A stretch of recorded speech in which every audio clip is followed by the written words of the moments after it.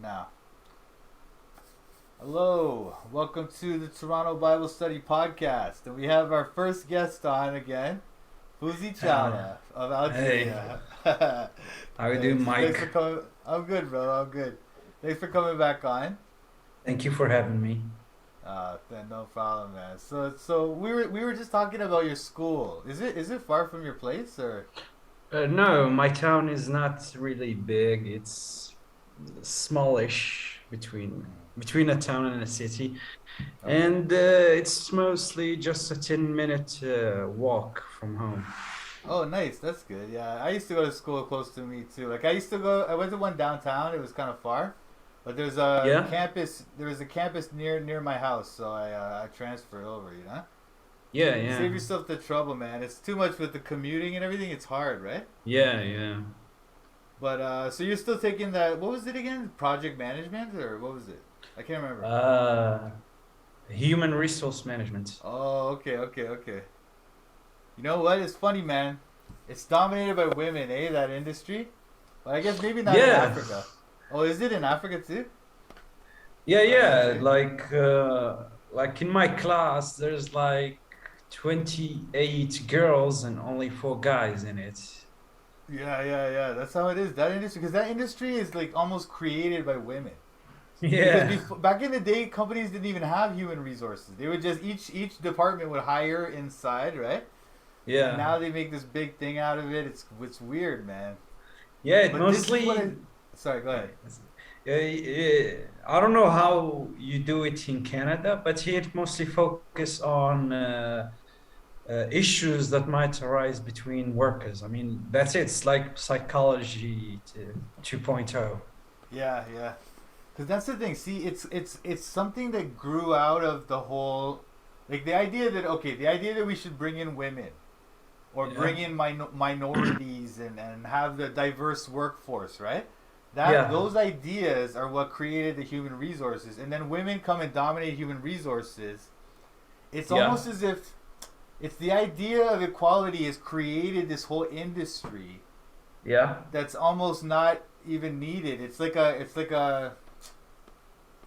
It's how to explain this. It's almost like a. I don't want to be insulting. I hope I'm not being insulting or Yeah, anything, but yeah, it's yeah, almost no. like this kind of like this is how they create costs and they create like inefficiencies in the economy. When you say oh we have to make equality and the government's forcing companies to hire minorities and all this stuff, right? Then it Yeah. creates this kind of thing, this economic problems. But what do you think about it? Well, in here, most of jobs are gone through nepotism, Yeah. and so I can't really comment on it because we don't function the same way as the West, but we do have these equality things. Like 5 years ago, we used to have this government system, like third of every elections, like the seats in every election, third of them must be held by women, even if they weren't voted for. Like the Really? Yeah, like the party when it wins seats in whether in local or national elections, they must have third of the seats they won occupied by women. Like every three What? seats, yeah. And Wow. most of the party, what they do is they pick up a random woman and just write her name on the election ballot. And when they win, they stab her. We used to call it the hairstylist parliament because most of the women in it were hairstylists, Really? trash cleaners, that kind of shit. Yeah, and That's hilarious. yeah, and after much of the protests and the troubles and stuff, the government overhauled the election system and it became more of an equity instead of equality. Mm. Yeah, and it turns out only 5%, maybe 10% of the seats are actually held by women. Like back in the day, they don't look at their merits, merely their gender, and they force you to give them jobs, to give them seats, to give them whatever, whether it's elections or anything. Like third of anything must be held by a woman. Even our laws are more preferential to women. Like I Hmm. remember once, like I was assaulted by a girl in class in Yeah. front of almost 20 witnesses, Right. Right. and the administration blamed me like for Wow. self-defense. Like she was literally like biting me, like Oh. spitting on me. I literally like held her up. I didn't even assault her, and they Yeah. just blamed me for the whole thing. Wow. Really? Wow. Wow. Yeah, That's mad. like most people assume that in Africa or Asia there's some sort of bias towards women or some sort of Uh, oppression, but against women. it's, Yeah. Bias against women. Yeah. That's what we assume. yeah, But yeah, you're right. but it's not really thing anymore. Like not since the 80s and the 90s. Like things really changed, and not for the better. Yeah. Yeah. Yeah, Wow, man. That's nuts. I didn't even know that, man. yeah. It's That's very interesting. Yeah, it's just the same in Canada. It's just a different Here it's shade of worse. it. Yeah, it's a little bit different. A little bit different, but yeah, same thing. Because it's a Yeah, worldwide plan, man. It's like the UN and those bodies. They pressure countries, or they put in protests. They create protests and all this stuff. They fund all yeah, those people, and yeah, they want this. They want like feminism and multiculturalism and all these things to be everywhere in the world. You know, yeah, yeah. it's a mess. Like It's a they mess. don't pressure them to legislate, like say, more social freedoms. Like Yeah. most of these countries are literal dictatorships, Yeah, and for yeah, some yeah. reason they're very in love with the idea of giving women rights over the or at the expense of men. Like Hmm. they don't create equity. They say it's equality, but it's not really an equality. It's Oh mostly no, no, advantages. Like no. Oh we yeah. can't even have jobs. Like most of it give a slight preference to women, especially in administration. Yeah, exactly. Especially administration, because it's a way to weaken countries. It weakens the whole society and makes the society more susceptible to their control. Like Yeah, if you have all these women, especially in administration, so they dominate administration, and then but it's supposed to be like equality, and they have all the same rights, and they always vote left. Women vote left more often. And yeah, it's just like it just feeds into their system, their world system that they want to create. yeah. Garbage, garbage. But hey, man, how far do you live from Algiers? What? You live far from Algiers, El Jazer? Yeah, I live by 300, maybe 400 kilometers away from the capital, Okay. in the south, in the conservative south. Oh yeah, yeah. That's more conservative down there where you guys are. Yeah, it's kind of like the US. Like the north is really liberal, even more liberal than the US, while the south is conservative. And the more you go south, the more conservative it gets, Okay. especially in the rural communities. But it's Right, kind right. of changing now. Yeah. It's getting Yeah. more liberal everywhere. Yeah, it's kind of getting liberal. It's like Yeah, yeah. if you come down here, it's not different from say Mexico or any Southern American country. Like we're too westernized. Mm. That's how it is, man. Like it's happening everywhere in the world. I was gonna Yeah, ask you and about. Oh, sorry. Go ahead. yes, go ahead, go ahead. No way. Now I was gonna ask you about like COVID and stuff because that's kind of a liberal thing too. Like the people that are just like they'll just accept any COVID regulation. They don't care about their freedom, and they'll just wear the mask and all this stuff. So what's that like in Algeria? It's quite the opposite here. Oh yeah. They hate the regulations. They know that the government just looking for an excuse to put more restrictions in place over speech or over the freedom of gathering or just to have a reason to quash protests. Like Yeah. in 2019, we had Yeah. protests over the democratization of the country. And it was really going good until COVID came up, and the government used it to ban any sort of gathering in Yeah, it. man. No, you were saying that And last time. Yeah. Well, go ahead. yeah, and the thing is, when COVID began, the people urged the government to close the borders, and the government refused, and it waited until someone got infected until they closed the border. It's like they intentionally infected the population.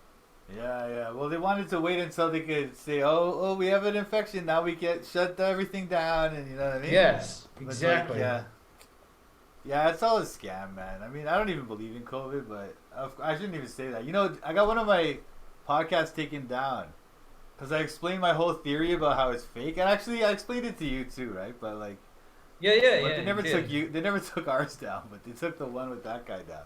But that guy, we got into like the Maybe Jews and like Holocaust denial and all that stuff. So maybe maybe that's why. someone reported you. Yeah, maybe that too. Yeah, that's true. That sucks, eh? But anyway, yeah, COVID's like. So let me ask you this: if you go like, I don't know, on the bus or you go to the store, is everyone wearing masks or what's the deal? No, not at Never. all. No Oh, okay. one wears mask. Oh, It's good, like good. it's like it's like a total consensus. Like we don't even have a single person wears it. Nice. That's The awesome. the the only instance where people actually wear it is when they get over a police checkpoint, so that they Right. don't get A ticket. a fine or a penalty over it. But yeah, almost the entirety of the population does not believe in it. That's awesome, Yeah. man. That's so good. You and they don't get vaxxed either, eh? That's awesome. Yeah, there were vaccines, but most of people did it for convenience, like travel and stuff, not because they believe in it. Yeah, yeah, Yeah, nobody takes it seriously or even believes it. yeah. Nice, nice. I love it. I Yeah. love it, man. I love it.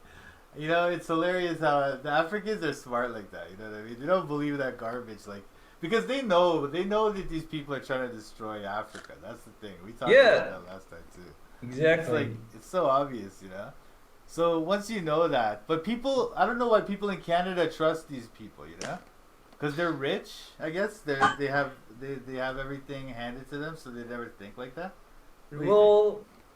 Well, in Canada, not we're not gonna. I'm not gonna lie to you. In Canada, you're much better than us in terms of freedoms and economic prosperity and everything. You see, the thing here is that it's not that the people don't believe in COVID. It's just they do it as to spite the government. You know, the government's been screwing with them for decades, and they're doing this to spite it. It's like the shit the government pulls, you wouldn't believe. That's why the people hate it to unimaginable levels. And Yeah, that's why yeah. they don't believe in COVID or anything. Nice. Our hate stems out of spite, not actual logic that COVID doesn't. Yeah. That's That's okay. common That's okay. misconception about Africa. Nah, well, hey, you know what? Whatever works, man. Because look, yeah, not everyone's gonna be able to figure out. I mean, I can explain to Canadians they're well educated and everything. They know science. Doctors, I know doctors. My friends that are doctors. I try to Yeah, explain to them how it's fake, why it's fake. I explain the science of it, and they're just like, okay, yeah, I'm like, okay, whatever. Because they don't even understand. I'm talking about full-on doctors. Okay, they yeah, don't understand the science. They don't. All the doctors do, they come in, they memorize, they memorize. It's like, okay, if they have these symptoms, give them these drugs. You know what I'm saying? That's all they do. That's their job. And so yeah. they're just a bunch of trained monkeys, and they don't know one thing. So Yeah, that's how it is. we call them the same. We call them. Do you know French? Uh, A little bit. yeah, yeah. Do you know the word copiage? Like Copiage. I've heard that one. I think. So what is it? it means to copy and paste. Oh, okay. Yeah, we call them the copy doctors. They just they copy everything. That's it. Like they don't study their To think. field. Yeah, Yeah, they yeah, don't yeah, think. They just parrot what's in yeah, there, what's on the paper. Yeah, yeah, they don't think for themselves. yeah. It's a total joke. It's a complete joke. And the thing is, yeah, that's the thing about the African mentality. In my experience, like they may not understand all the science. They're not that educated, but they get that. They can see when somebody's doing that. You know what I mean? When the Yeah, doctor yeah, is yeah, acting like that, so they understand that. And so that's the thing that people that are educated, they don't. They forget about those instincts. Do you know what I'm trying to say? yeah, Because yeah. they I know, I don't. know. They Definitely. lose track of that. That's how you can really understand people. You can see It's. them in their face that they don't really, that they're not thinking, they I don't think. I get it. think. I think in English it's called cunning or maybe street Yeah, smart. yeah, It's like you can yeah. tell when That's it. someone is actually competent Yeah. or they're just another cog in the machine. Exactly, exactly, exactly, Yeah. exactly. Like when COVID began, they started promoting vaccines, and I remember like the old women in my family, they said that vaccines are government conspiracy to get people Yeah. sick, make you Yes. weak. And they Yes. said they said stuff like, "I'm gonna get medical herbs like from herbalists instead Right, of going to a doctor because those right. guys aren't exactly trustworthy." Nah. I would too, Yeah, man. Hey, if I had a medical herb person or if I was in Algeria, I would go to them before the doctor any day. The only yeah, way I'll go to a hospital, at this point, the only way I'll go to a hospital is if I'm bleeding to death. You know what I'm trying to say? Or if exactly. I break Yeah, my yeah. leg or something, you know? Yeah, I But yeah. understand definitely. Yeah, it's the same here. Like they don't use manufactured medicines because they believe they weaken the body. They make it. How can I say this? Like the body, when it gets hurt and it heals, it gets stronger. Or when you use natural remedies, Yep. but when you use drugs, it's like these chemicals they affect you. That's how it's like what Alex Jones say, like these Yeah, drugs affect you. That's how we yeah, see it here. I'm, yeah. I'm not sure if it's true, but that's how we see it down here. Like For drugs sure. aren't good for your body. Nah, man. Not even good for Yeah, even your brain too, man. I don't know like how much, cause here everybody's on drugs for their brain thing. You know, yeah, like if you have like ADHD, if you have so-called whatever, like depression, they'll give you some drug, right? It's so bad. yeah. Well, you know. In here, if you actually take those drugs, the people will basically ostracize you. Really? Yeah, because they hate people who take these drugs. They know it makes you unstable. Actually, these drugs would make make you worse than what you are. Like Yeah, say drugs for depression. Like if your parents see you depressed, they'll take you by the neck and take you outside and tell you to yeah. go have fun or something instead Yeah, of pumping you full of drugs. yeah, yeah. Hey, Yeah, that's a better way, man. It's a yeah. much better They way. Yeah, they believe in traditional ways of dealing things instead of trying to fix everything with a drug or something. Yeah, yeah. It's the worst, man. Over here, yeah. They've totally taken over medicine, the pharmaceuticals, and Yeah, even the research, right? Like the science of it, everything. It's all controlled by these guys. They yeah, fund everything, and sorry. yeah, the studies, I think you call them doctored studies. I Yeah, don't yeah, know yeah. Oh, the they're term. almost Yeah. all doctored. Yeah, totally. It's so bad. It's unbelievable. Yeah, we Because actually because in here when we see news about say in the West, like remember like last year the heat wave that hit Europe Mhm. and people started dying left and right.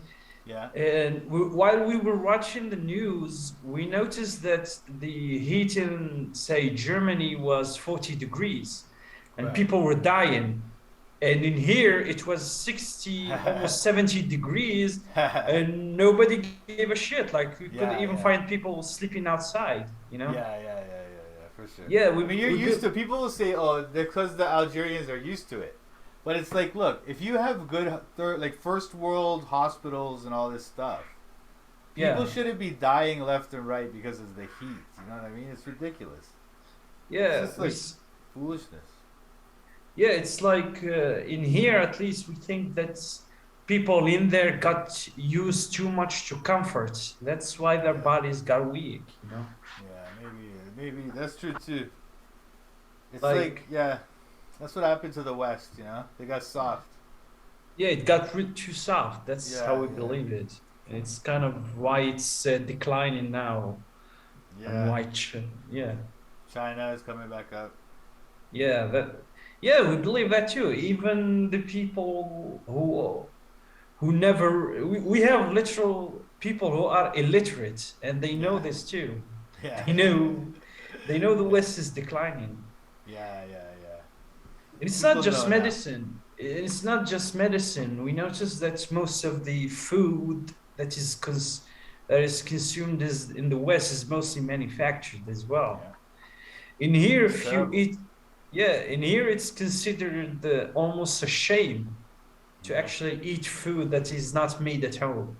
Ah, nice, nice. Yeah, it's That's like awesome. people like home cooked meals. Yeah, yeah, yeah, yeah, yeah. Yeah, That's good, man. Man, I gotta come see you up there one of these days, bro. yeah, definitely. Come Algeria. Yeah, anytime. man, for sure, for sure. Or if you ever get a chance to come out here, you know you got a place to stay, right? Definitely. Thank you. Yeah. Toronto's it's kind of a boring city, but it's fun. I mean, you'll have fun because it'll be new for you, right? Yeah. Is it true that Canadians still leave their keys on the doors and stuff? Ah, no, no, no, no, no. We got thieves all the time, man. There's a guy living in my basement. Yeah. He left his truck outside. He left the truck open, and somebody came and ransacked the whole thing the other day. So Really? bad. Yeah, that's what happens Oh now. my I mean, it God. wasn't like that. It wasn't like that like 20 years ago. It wasn't like that, but now it is. You know, you can't leave your car open. You can't do anything like that. You know, Yeah, yeah, everything's definitely. gone. But you know, in And Japan, it's still like that. You know, in Japan, yeah, yeah. you can leave your wallet on the bus, and it'll get turned into the driver. You know what I mean? All the money's still in there and everything. You know what I mean? That's how Definitely, they are. yeah. It's a cultural thing in them. It's really ingrained in them to do that. But part of it is like the fact that, I mean, of course, it's partly because they're not poor, right? So they don't have poverty that problem, but it's also partly they're homogenous. Homogeneous, So yeah, yeah, yeah. so they have that trust. But when you have a society, the multicultural society, people don't trust each other. They don't know each other. You know what I Yeah, mean? yeah. They get divided along tribal lines, and stuff Yeah. like that. Yeah. Yeah, it's either you have to be homogeneous or too religious for that. Like, for example, in Saudi Arabia, people leave their shops open and go to pray or do stuff. And Mm. nobody would dare to steal because they know how the authorities will deal with people like that. Like, Yeah, yeah, think of it as a deterrent, how yeah, you yeah. deal with crime. Yeah, I it's. mean, they still cut their hands off, eh? Or what is it? How do they I do don't it? know. I don't live in Saudi Arabia. We have the same rumors that you do, but nobody really knows how it is like in there. Like, but mostly people tell me that people there are so economically well off, they don't need to resort to crime. Yeah, that's true too. I mean, everybody's well taken care of over there. Yeah. Yeah, the government basically gives them, say, $3,000 in unemployment benefits if they don't find a Yeah. job, and they don't even have to look for a job. The companies would try to poach them because the government there has this law that forces foreign entities to hire local people. Oh, You is that know, right? Oh, okay, okay. yeah, Interesting. so. Yeah, so people don't need to resort to crime, at least in the Gulf region. They Yeah, don't yeah, resort to crime yeah, to live or anything. Yeah. yeah, yeah. You That's you one. never went there though, eh? No, not really. I never went there. They have really strict immigration laws. Like you can't even visit, Yeah. and they're very protective of their culture. They don't like outside influence Yeah. unless it's in entertainment. Like a lot of people actually tries to get there, even from America and Europe, Oh yeah, for sure. because they have the the most generous benefit laws you could think of, like free Crazy. healthcare, Yeah. good benefit checks, and free Housing, housing. housing, and everything. Yeah, yeah, yeah. Yeah, it's Uh, like Gaddafi. It's like yeah. when it was under Gaddafi, but 10 times better. Yeah, yeah, yeah, yeah, yeah. Exactly. People here, they still don't know how how good people had it under Gaddafi. Eh?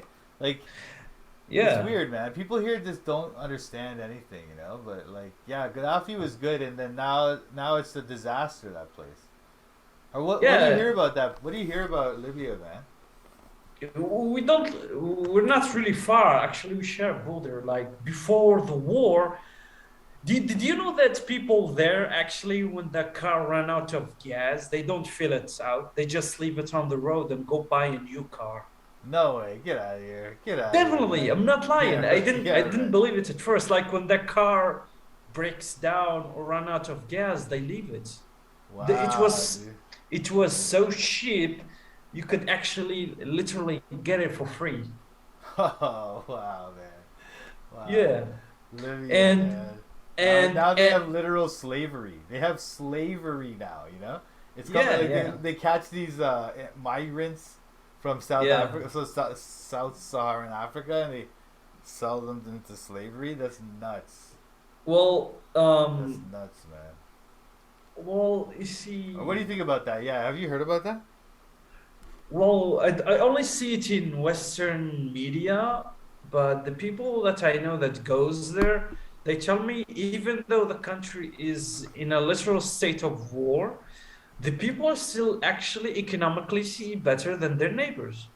Wow, really? Yeah. Wow. Yeah, like you still have healthcare, they still have jobs, they still, I mean, sure, there are areas that are still under, in conflict, but mostly still the same, like any Hmm. normal African country. Hmm. And and this thing is about the slavery is that anyone south of Libya is how can I say, they came with smugglers, Hmm. and Oh yeah, they're criminals and too. and You these know. yeah and these criminals, nobody cares for them. That's why you see Yeah. them treated as slaves. Now I'm not sure if there is slavery, but if there was, it must be very limited and not exactly public. I'm not sure how did it happen. Like anyone I know from there like denied this. Yeah, yeah, yeah. I'm sure they would. Yeah, it may be some, because there's always weird reports like that in the Western media that are just made up garbage. It's unbelievable how they lie to us here, man. Like people don't even know. You see, like Libya is in a worse state than Syria, yet you don't hear about millions of them crossing the Mediterranean to Europe. Those are not Yeah, Libyans, but Africans who cross Libya. yeah, Yeah, because Libyans don't need to immigrate. yeah, Even yeah. though they're in conflict, they still, you know, self-sufficient. All Well, that. you know what? 'Cause did we talk about Ukraine? How Ukraine is fake? I think that was before. Well, when you came on the first time, Ukraine didn't start yet, right? Yeah, Okay, okay. Because I was talking about how Ukraine is fake, basically. I like it's a like they fake a war. You know, this what they do. They'll like a city like Mariupol, right? That city, yeah, it's got tons of areas that are just completely abandoned. Okay, buildings yeah, that are just completely abandoned. So what they'll do, they'll come in, they'll bomb one of those abandoned buildings, and then the people hear, oh, there's a bomb, right? And then on the news they go, oh look, they bombed the building, the Russians. You know what I mean? Then they turn off the water, and they turn off the electricity, and they say, okay, you guys, you gotta go to the refugee camp, otherwise you're gonna get bombed by the Russians, right? So everybody has to go, But I think even the people there, a lot of the people there know that it's fake too, because if you see the news reports, Yeah, I it's do. I just so do. fake, man. Like I don't know, no, but look, you know what you should do? Check out my channel. Yeah, There's a playlist on Ukraine, okay? yeah. And it's like you'll see, man, it's fake. I mean, what they showed us was completely fake. You know what I'm trying to say? Well, Unbelievable. in areas that are in conflicts, news kind of gets muddy, Oh and you yeah, can't oh yeah. tell between what's authentic and what's just a fabricated noise to get That's the people thing. interested. That's the thing. Like, yeah, because most traditional news medias don't have a lot of viewership anymore, and Yeah, these kinds of news like generate revenue for them yeah. And I because mean, of I think its. it's a bigger conspiracy than that. But like, I wonder if it's possible that they faked the Libya war. You know what I mean? Or they fake a lot of wars out there. Even like, Not I sure. mean, the little thing. Or go ahead, yeah. Well, back then we didn't have like good access to the internet. Like the Arab world is slower than the West, so back then internet wasn't exactly well implemented.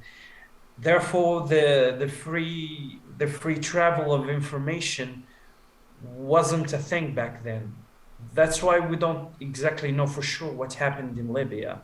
Yeah. But the Western media portrayed it as Gaddafi killing his own people. Now, we're not sure about that because I in don't. Libya, especially, the people are divided along tribal lines. So, say city A, it's mostly populated by tribe X. Now, if you harm that city or the people in that city, the tribe would call all its members across other cities to take up arms. Right, Now, right. in Gaddafi's situation, he could not alienate the tribes because they could literally take up arms against him, and he could find half of the country in arms. Yeah. And that's what the news media did. They targeted these demographics. They wanted them to be against him because Right. uh, North African society does not actually function as the Western one. Like, say another person got harmed, you say, "Oh no, it's bad," but you wouldn't care. But if one of your family members actually gets harmed, I mean, that's when you take action, and that's how we are, but on a much bigger scale. The people here are really close knit, they are really close to each other, especially the tribes. That's why back in the war, you could find literal five tribal confederations fighting between each other.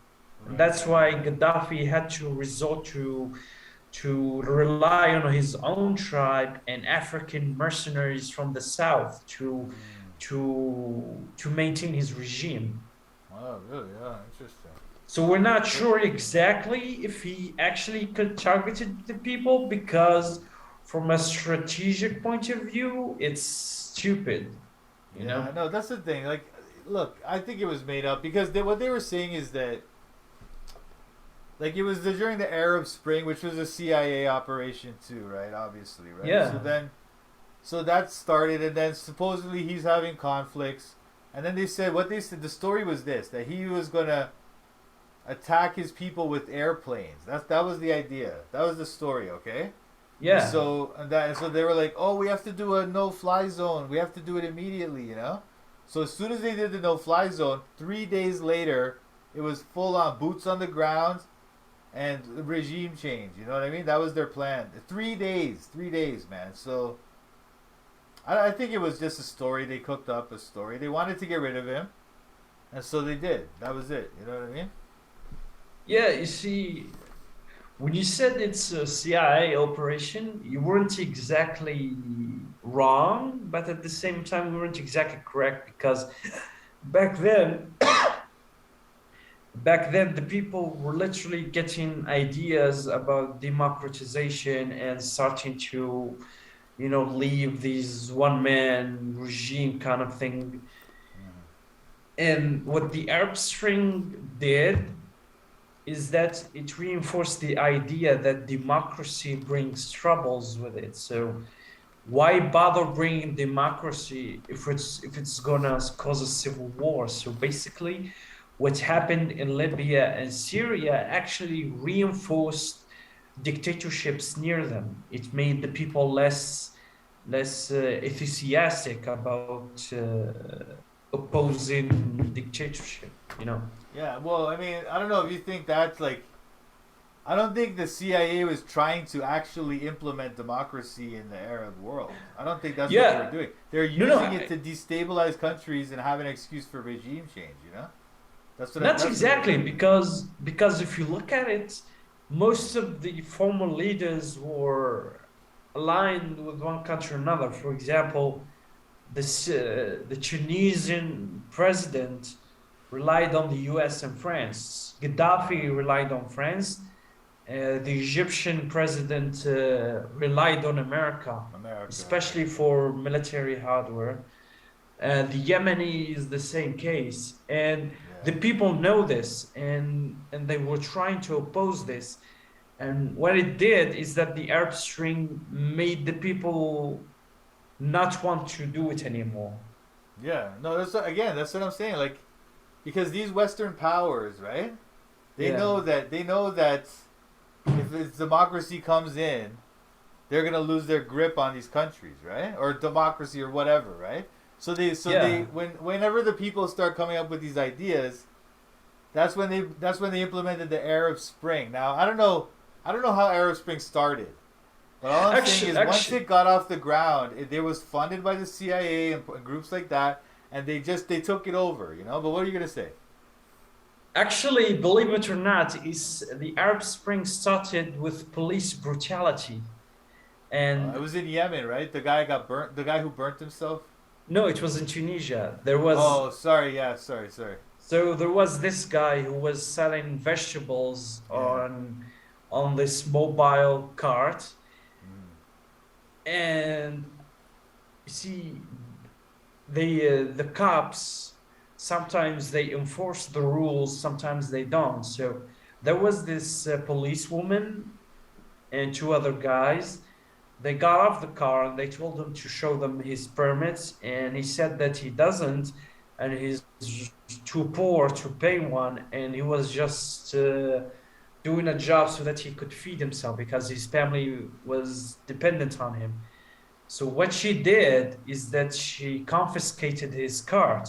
Yeah, yeah. So his uncle went to the police commissioner and he begged him to allow his nephew to resume his work because they don't have any sort of income. And the police commissioner said, yeah, you can go ahead. And he got his card back. And the policewoman got really, really angry about this. Basically, so she went back to him again and assaulted him, she and Mm. the other cops. So the guy got really angry and he went to protest in front of the city hall. And Yeah. nobody gave a shit, basically. And and And then he and immolated himself.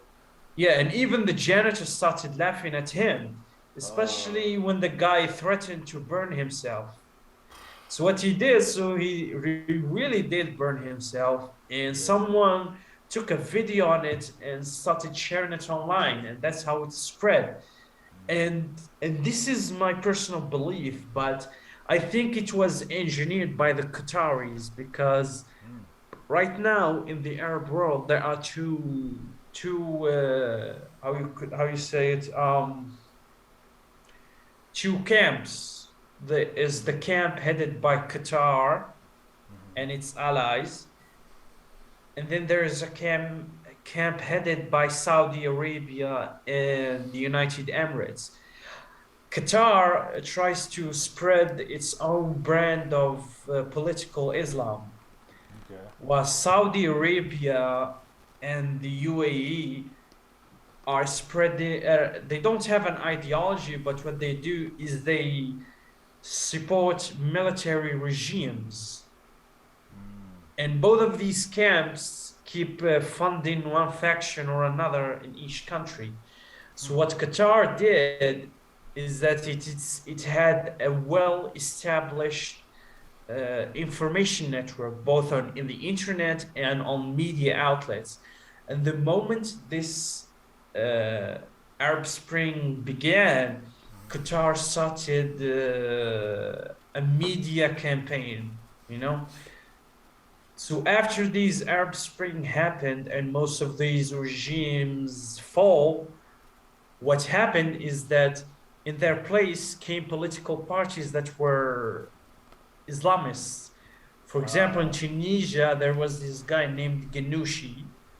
In Egypt, we had Morsi.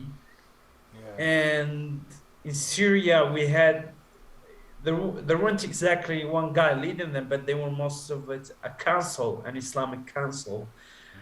And same thing in other Arab countries. And it really scared the US and Saudi Arabia, because they knew the moment the Islamic Brotherhood took up the mantle of leadership, they're gonna lose the Middle East forever.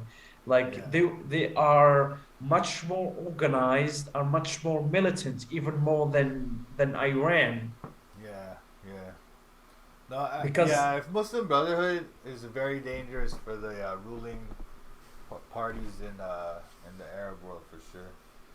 yeah, and they are very well established, very well organized, very well funded, and they have shadow networks underground that coordinate their activities over the continent or over the wider Islamic world.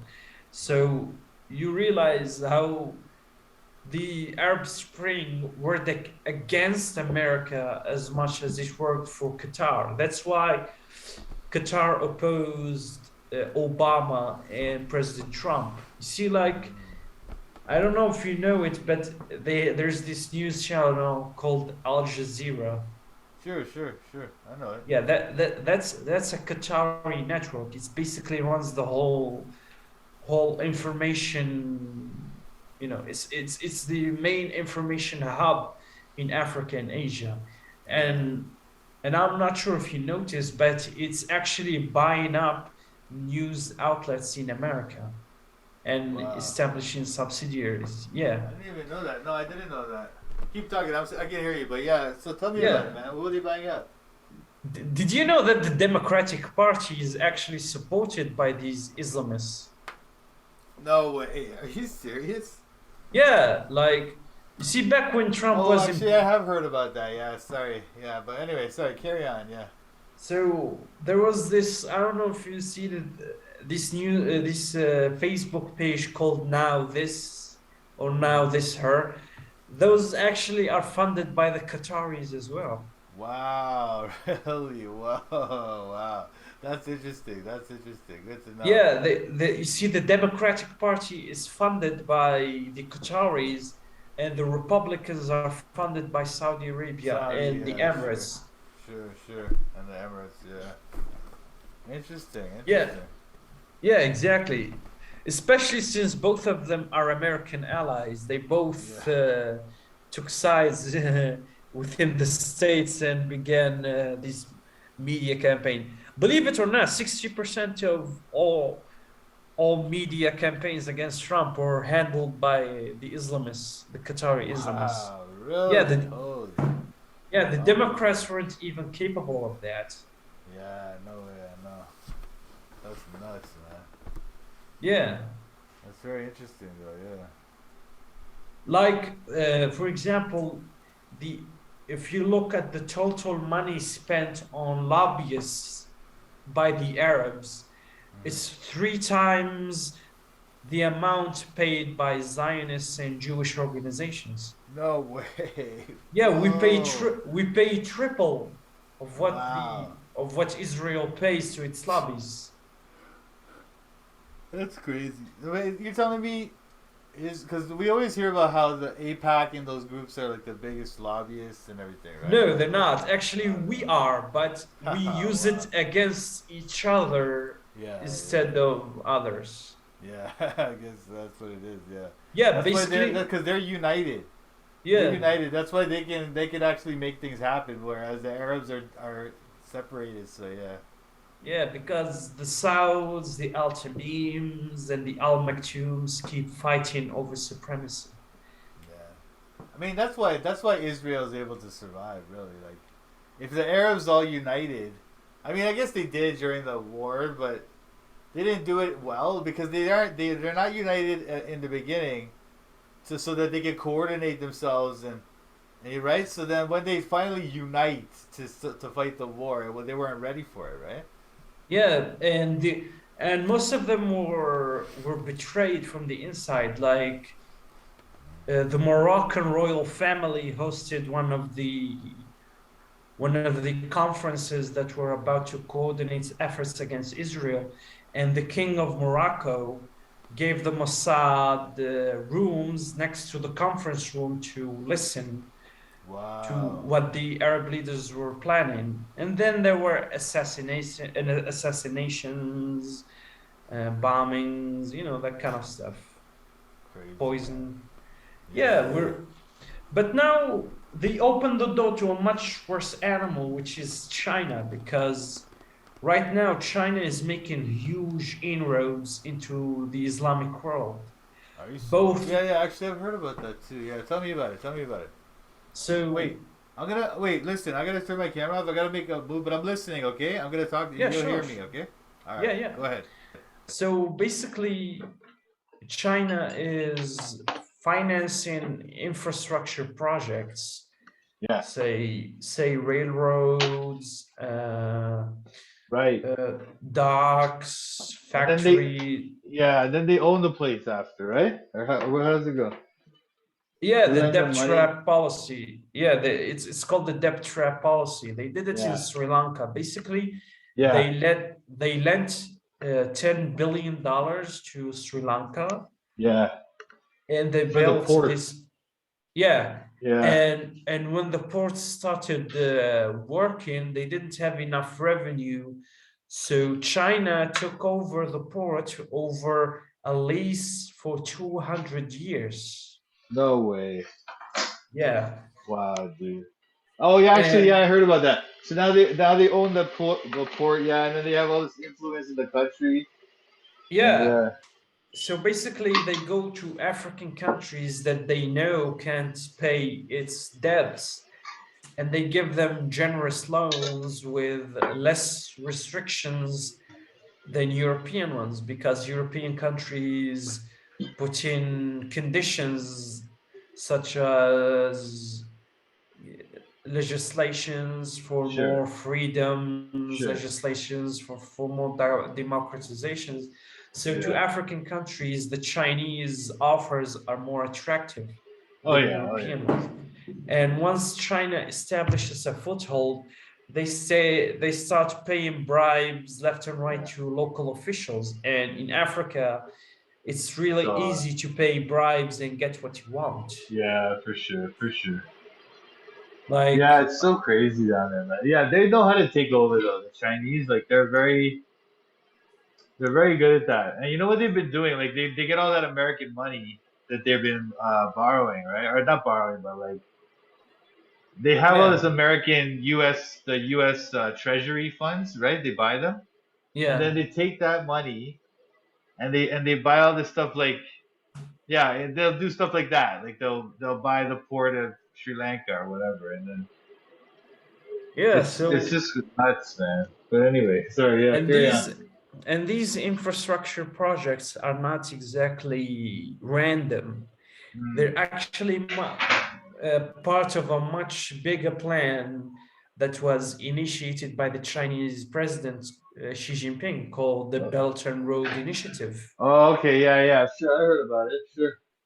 Basically, this project would link the two continents Hmm. via roads and Railroads. waterways. Yeah, Yeah, okay, okay, to give much more freedom for Chinese products to sure. move across the world. Yeah, yeah, yeah, yeah. Belton Road. Yeah, they're still working. I mean, I've been writing some business.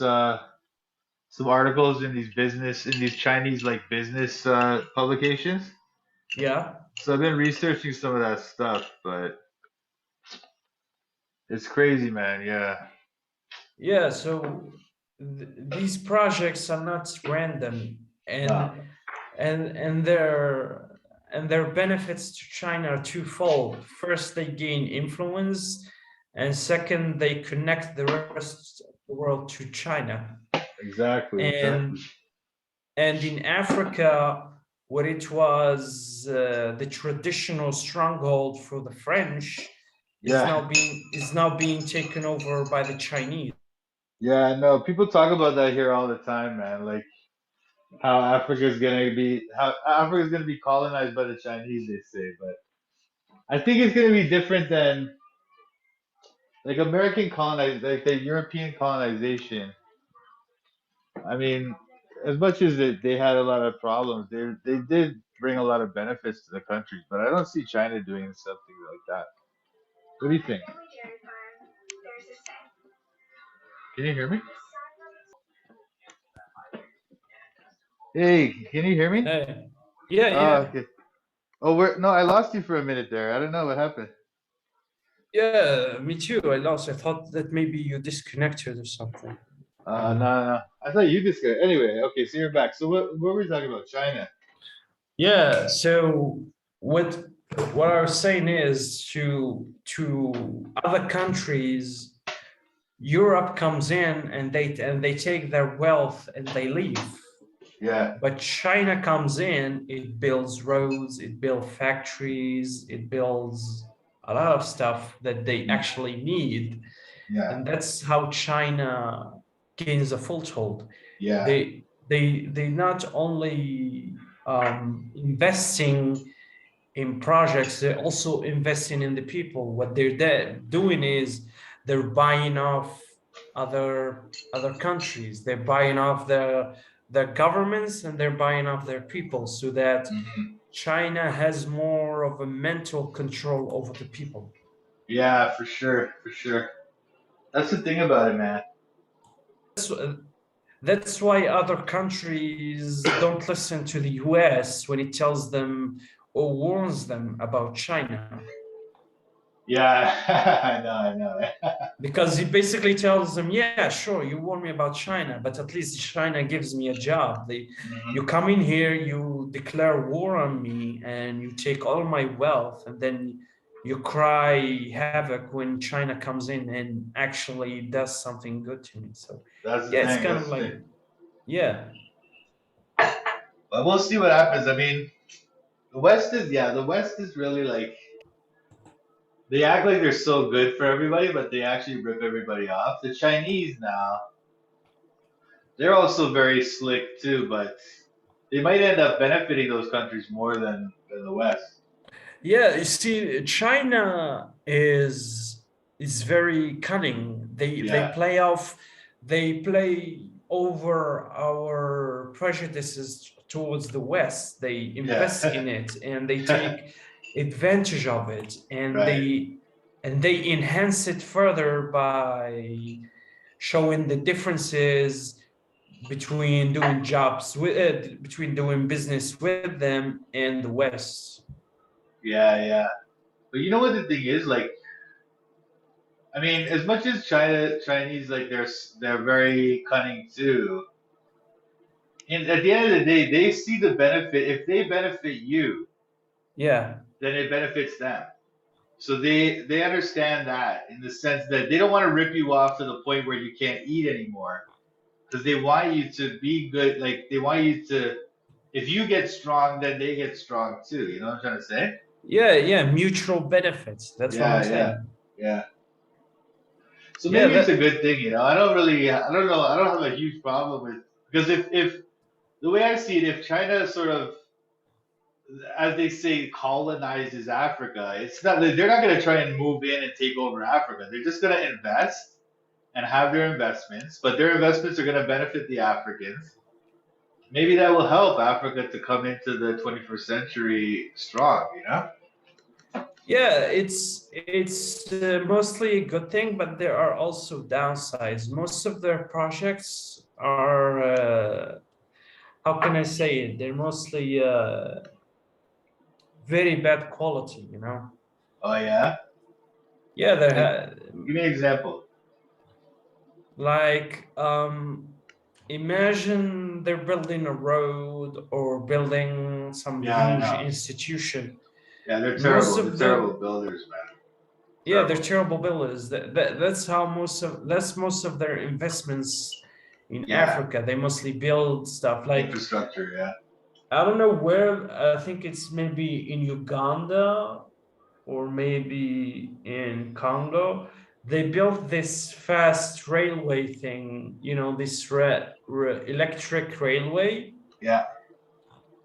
And then when their president came in to the opening ceremony, the train didn't even start. It was Ah, malfunction. no way. Yeah, they are like Yeah. that too, man. That's the problem with them. And when they actually got the contract to build the African Union's headquarters in Ethiopia, Yeah. in Addis Ababa, they found out that they bugged the place with surveillance stuff. They No were way. literally, yeah, they were literally spying on them. Yeah, that's the thing about the Chinese. You can't trust them, man, for that kind of thing. Exactly, they don't know the concept of privacy. Yeah, yeah. They don't even care. It's weird. Like that's the thing about them. Yeah, they're a little bit too slick,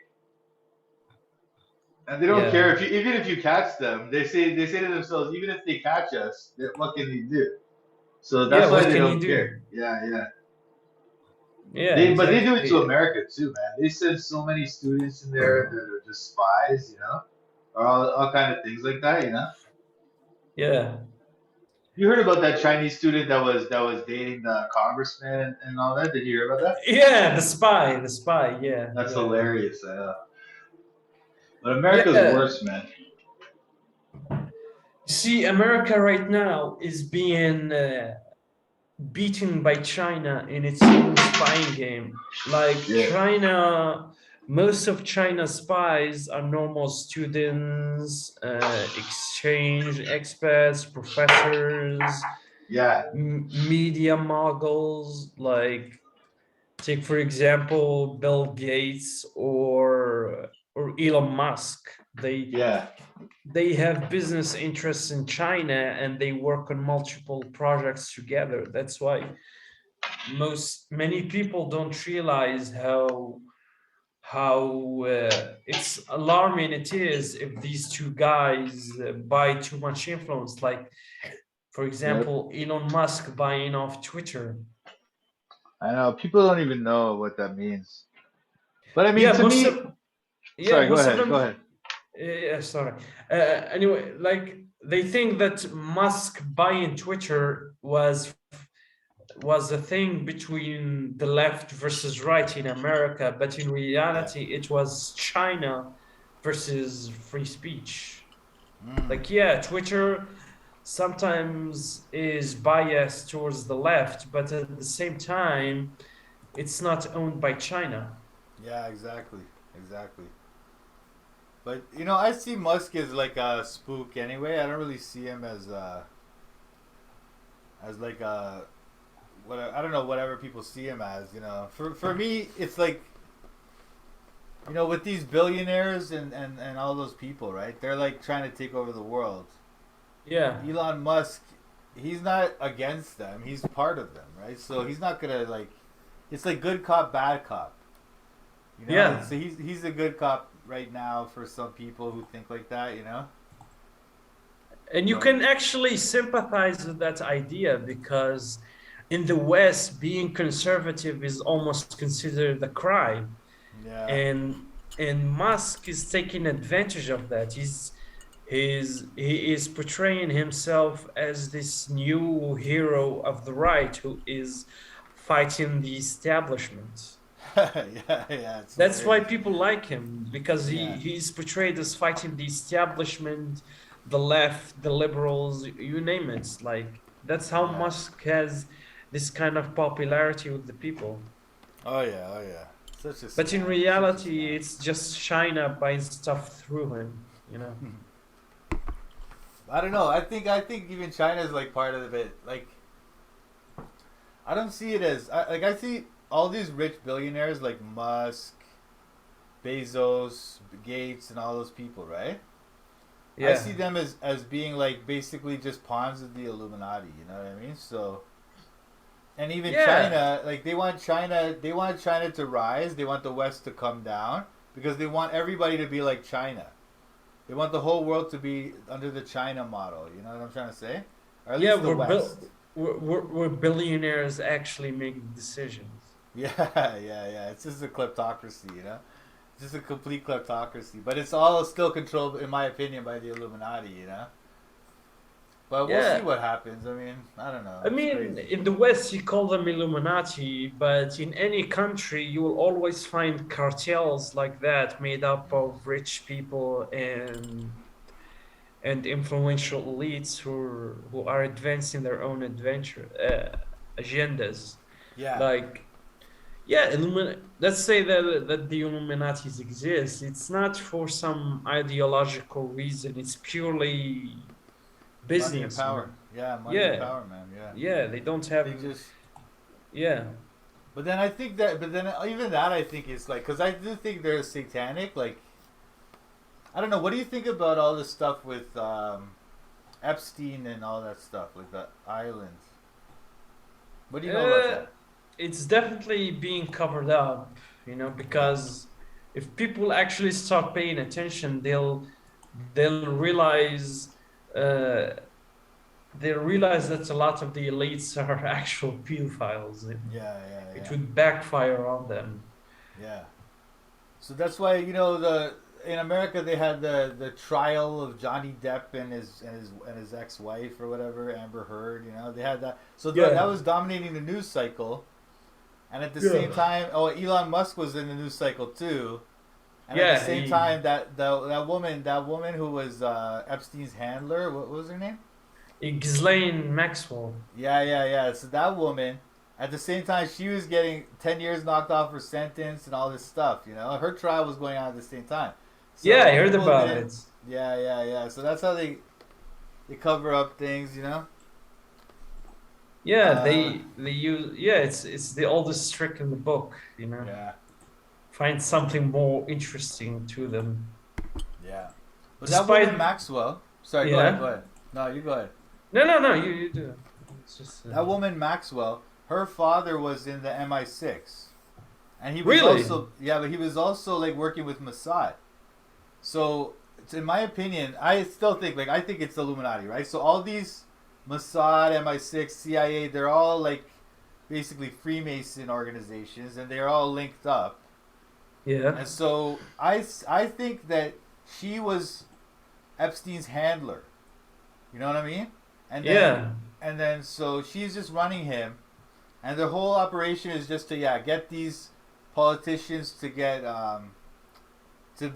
get caught in compromising situations, film them with little girls or whatever, and then use that to blackmail them and stuff like that. You know what I mean? yeah. They do that. They would definitely do that. It would be much easier for them to Mm-hmm. get their way like that. But you should see, man, that whole thing with the kids. Like, dude, people think it's like, oh yeah, Pizzagate or whatever, that type of thing. It's bigger than that. It's way worse than that. Like, that woman, she was in charge of this operation called Terramar. Terramar, okay? It's like this underwater, like some kind of thing to link up all the oceans of the world and have that controlled by the UN and stuff. She was in charge of that thing. She was like making presentations at the UN for over this Like, Terramar thing. how would they control the oceans of the world? It's like they're just basically say that all the underwater sea lanes will be controlled by this UN operation, and then it's all gonna be under that Terramar thing. But people like her, they're gonna be the ones in control. And like already, what they do now is they'll have like these special ports at airports when they Yeah, come in. When they bring things into countries, they don't have to pass through customs. They just bring things in. Yeah, they bring things into these special ports, and they hide things. They can leave things there, all kinds of contraband, right? And then, but now they're moving it to this underwater thing, so that they can just ship anything they want to any place they want underwater. You know what I mean? It's just nuts. Yeah. It's nuts the stuff that these guys are doing now, man. So I think when they talk about like child trafficking, they think it's like Pizzagate level stuff, but actually it's stuff like it's like next level, like full on like industrial scale distribution and stuff. You know what I mean? Sorry, you getting tired? Yeah. No, like I understand. Like with that kind of infrastructure in place, they could move literally anything, anywhere, anytime they want. Yep. So that's how they move the kids around, and then they'll have like stuff like.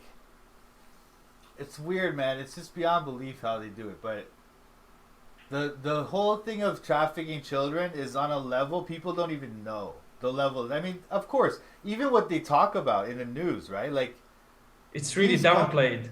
It's downplayed. It's downplayed, and then yet at the same time, the numbers they put up are like as big as international corporations. They're huge. The industry, even what they admit to, is so huge. It's like the level like U.S. Steel kind of that size. You know what I mean? Yeah, it's astronomical. Yeah. Yeah, man. So and that I think is covered up. Those numbers are underplayed. They're you know. Yeah. So downplayed. It's crazy. Yeah. It's crazy. So I don't know, man. The evil that these people are up to is so far beyond what anybody realizes or talks about. You know. It's just that the people don't really care or pay much attention to it. That's the worst about it. Like, I can understand an evil man doing evil stuff, but it's basically the fault of the good man for standing and letting him do it. Like, that's it, man. Sometimes when people report this stuff, people actually, how can I say this? Actually defend these kinds of people, you know? Yeah, I know, it's unbelievable because people are so naive. They're just all they think about is sorry, go ahead. Yeah, like I noticed that in Western society, people actually don't think what's right and what's wrong. They say what's the most general or popular thing to think in society. Like they say, what would society think of this? Exactly, that's exactly what it is. I mean, you should see. You know what, bro? When the Ukraine thing started happening, right? I was going to this seminary. Yeah. And you know, it's like a seminary, so they're always praying for stuff, you know? So as soon as Ukraine started happening, every single teacher, every class I went to, they're praying for Ukraine. But instead, I was going there on and off for 7 years, and I never heard one prayer for Yemen. Not even one. Or so for Syria. Nothing. But when Ukraine hit, because Ukraine was like, they told you in the news, they're like, you guys got to think about Ukraine, talk about Ukraine. And Ukraine's a disaster and we have to stop Putin and all this stuff. Putin's like the next Hitler. People are literally praying that Putin will get like, you know, some kind of like evil thing happen to him. You know what I mean? Yeah, like I remember back when ISIS was a thing and they conquered huge swaths of land. They were killing huge numbers of Christians in Iraq and Syria, ancient communities. Can you believe that Syria has the only Christian community that still practices Aramaic for their rituals? Oh, that's right. They have the Syriac Bible and those things. Yeah. Yeah, they still speak on the tongue of Jesus Christ, and ISIS was targeting them. Yeah. And it was destroying ancient relics, ancient. And they were taking the girls. They were trafficking those girls. Yeah. And stuff. And nobody said, and nobody prayed. Not one prayer. I'm telling you, bro. 7 years I've been going to that school. Not one prayer for Syria. As soon as Ukraine happened, even worse. It's even worse. Like unreal. Like man. Some of those girls who managed to survive and went to the West. There was one of them who went to Germany, and while she was walking, she actually met her kidnapper, the guy who kidnapped Jesus. her and sold her to slavery. Yeah, yeah. And when she told the cops, they literally said that they can't They arrest him can't do anything because because he's he a didn't refugee. commit yeah, because Yeah, he yeah, didn't commit any crime in Germany. And yeah, he yeah, literally sold women to sexual slavery. yeah, man. Or did you Yeah. hear? Did you ever hear about in England? There's a few towns in the north or in the middle of the country or some in the north, but they're Yeah. kind of smaller towns, right? But these Yeah. guys, these Pakistani guys would go out there and they Yeah. had these like child sex rings, right? Ah, And grooming gangs. You're talking about the grooming gangs, yeah, grooming. yeah, the grooming gang. Yeah. And the police would hear about it and go, oh, no, no, no, no, no, they're brown, we can't arrest them. And so they would just let them. And for 10 years, these guys were going around doing that. And then finally it got out and, like, I can't believe it, man. I can't believe And it. the worst thing about it is that most of these guys they were in their mid-20s, but on paper they were 14. Yeah, yeah, yeah, Like that a whole thing. 27-year-old guy was pretending to be 14 on Yeah, paper. That's why they couldn't arrest them.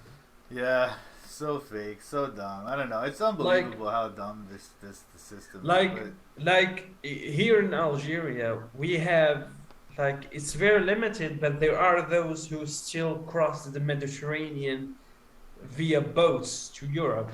And believe it or not, I know some of these people, and most of them were criminals. no way. So when they cross to Europe, they actually have a fresh start. I know a guy Yeah, that that's got true. That's true. I know a guy that got deported 6 times. Wow. And he still crosses the Mediterranean and he gets Yeah. deported. Then he goes back and he starts a new sex ring and that kind of Yeah, stuff. yeah, yeah. Yeah, That's funny. You know, it's funny you say that because, I mean, everybody was saying that too about all those refugees from Africa. yeah, Refugees, right? It looks like they're all like, yeah, they're like young men. They're none of yeah, them, and they're all by themselves. They don't have families, and they're just exactly. like, and yeah, and most of them are probably, yeah. Who knows who's terrorists or criminals among them, right? Yes. But even here we have the same thing. Like in Canada, like I knew this guy Graham. Well, sorry Graham, if you're, I don't even know. I think he got deported again, but he got deported 5 times, and he just come back. One time he came like on a one of those, what do you call those? Like the inner tube of a tire. He swam from Cuba to Florida on the inner tube of a tire, right? I don't know. He just told me this story. Maybe he make it up, but this guy, yeah, 5 times he got deported from Canada. 5 times he was back in here on welfare. On welfare. You know what I'm trying to say? He'd come back in here, deported 5 times. He'll come back in here and get welfare, get an apartment. You know what I mean? How? And then How? because that's how the system is. Well, I mean, he changed his name and he has a new passport every time, right? No, But like how does he get an apartment and welfare if he is so physically fit? no, they don't care. They don't care because it's like I guess it's because he's a new immigrant or something. I don't know how they work the system, right? But this guy would get housing and literal checks in the mail every month, right? And then I know guys that are from Canada. They're Yeah, born in this country. I know one guy. He's a disabled guy. yeah, He's in a wheelchair, okay? And yeah, like they wouldn't even give him housing. They had him in this motel, and then the motel told him no, no, no, because it's one of these. Sometimes they'll convert a whole motel into like social yeah, housing, right? So that's yeah, what this one is, right? So he's staying in one of the rooms, and then they told him, look, we can't accommodate you because of your wheelchair problem, so they kicked him out. Imagine that. They told him you got to go to the shelter, a homeless shelter. You know what I mean? So this guy, yeah, he's a Canadian citizen. He almost graduated from university before he started getting sick and everything. yeah. And he's like an educated man. You know what I mean? And he lives in this country. He grew up here, and he can't get proper housing. You know, in a wheelchair. And then you got this guy Graham. He's got deported to Jamaica 5 times, and he come back in here and he's collecting welfare. He's got a housing and everything. You know what I'm saying? It's unreal, unreal, How, man. how did he legalize his status? I thought Canada has very strict immigration Nah, system. nah, Like they how did don't. his like That's the thing. does You know what he does every time he comes in, he has a new name. You know what I No, no, mean? I understand. Like let's say that he came in. Like, how is his status legal? Like, how did he legalize it? He didn't go through any Oh, sort of process. oh no, he'll probably come in and say like either he'll go refugee or something like that. He'll say something like that. You know what I mean? Even Jamaicans can say refugee. You get a case. He gets his day in court. Oh, You know what I'm trying to really? say? Yeah, yeah, He yeah, yeah, claim yeah. he claims asylum. Yeah, you can do that. You can do that if you have certain like. I mean, it depends on certain countries you can and can't. I'm not sure about Jamaica. I don't even know how he gets in every time. To be honest, I don't know how they work it. You know, I think he but might have a handler because that's how most re- immigrants, like at least in here, like they have someone they know in that in here. Oh country yeah, yeah. Oh who yeah. handles his. Yeah, yeah, yeah. There's a whole system. Like every group, every like ethnic group will have Has this like network of smugglers, right? Yes, And then yes, yes. when those guys come here now, they have their network in the immigration office, and they get the passports, and the what do you call it? Exactly. The embassies, you know. So they have it all hooked up, and everything's hooked up because it's big money, man. It's huge money. It's bigger than drugs. It's bigger than Exactly. drugs. Yeah, yeah. So Yeah. that's why. And believe it or not, we mostly coordinate all this stuff on Facebook. Yeah, you're telling me. You're telling me. That's I told unreal, you dude. that. That's Like unreal. like in Yeah. 2015, I found these immigration groups by chance. I thought they give tips how to immigrate, how to handle the process. I thought it was like tell you how to assimilate, that kind of stuff, you know? Mm, Like tells you how to make your papers, how to go to the embassy. yeah. But when I actually joined, they actually show Smugglers. you, yeah, they showed you routes that smugglers use to Yeah. navigate Right. Right. European checkpoints. Yeah. Yeah. Like go to this town and go through this road and avoid this patrol, that kind of stuff. Yeah. Yeah. And Yeah. they tell you which countries have lax laws and which countries are more strict, Right. which Right. countries would deport you, which wouldn't deport you based on certain reasons, that kind of stuff. I mean, Yeah. that's how it's done for us, at least in North Africa. Yeah. Yeah. Yeah. No, for sure. For sure. It's unreal, man. I mean, they don't even have to hide. Like, Yeah, I guess a little bit they have to hide, but I don't see much of these guys. Like, I know of quite a few of those people, those smuggler people, and like, I don't hear about them going to jail, getting arrested, or anything. You know, I never hear anything about that. because most of these dealings are done by word of mouth. Then Yeah. Oh, it's very they good to hide, but look, you hear about drug dealers getting arrested. You do hear about that, right? But these guys Yeah, are making more money than drug dealers. Well, exactly, probably not. because Right, maybe not. But I don't know. It's kind of a weird. It's a different industry because it's more spread out. There's more people, and there's and more it's money. safer.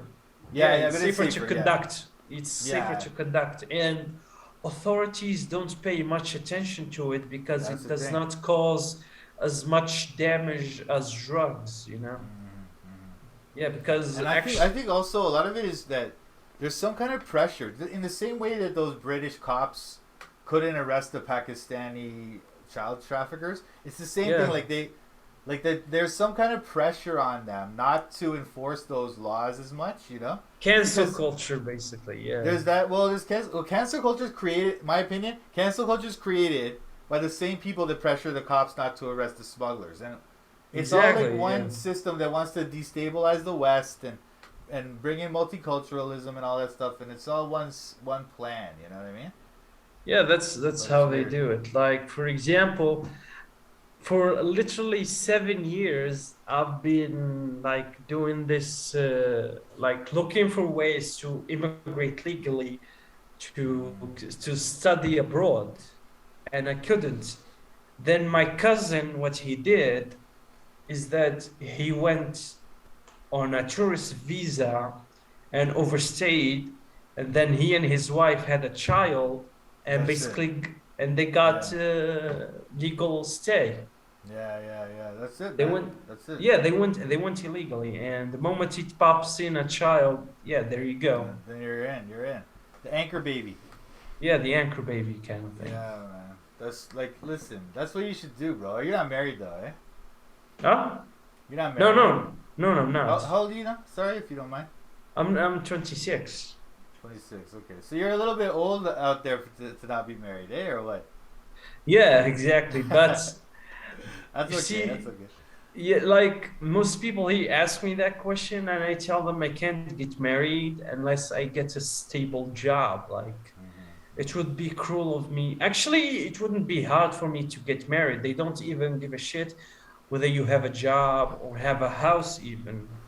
Oh yeah. But the thing is, I can't really live with myself Sure. if I'm not able to support a family economically. Like, I don't Yeah. want to be some sort of what do you call it?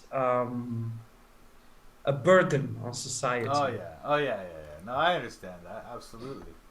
But you know what, man? You should try to come over here and get some school or whatever, and get Yeah, an I'm anchor definitely baby. trying.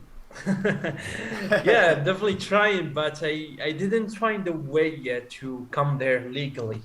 Mm-hmm. Yeah, don't worry Yeah, about legally, man. Just smuggle your way in, man. Who cares? Whatever. Just smuggle your like way in, and then like then get on one of those things, like whatever.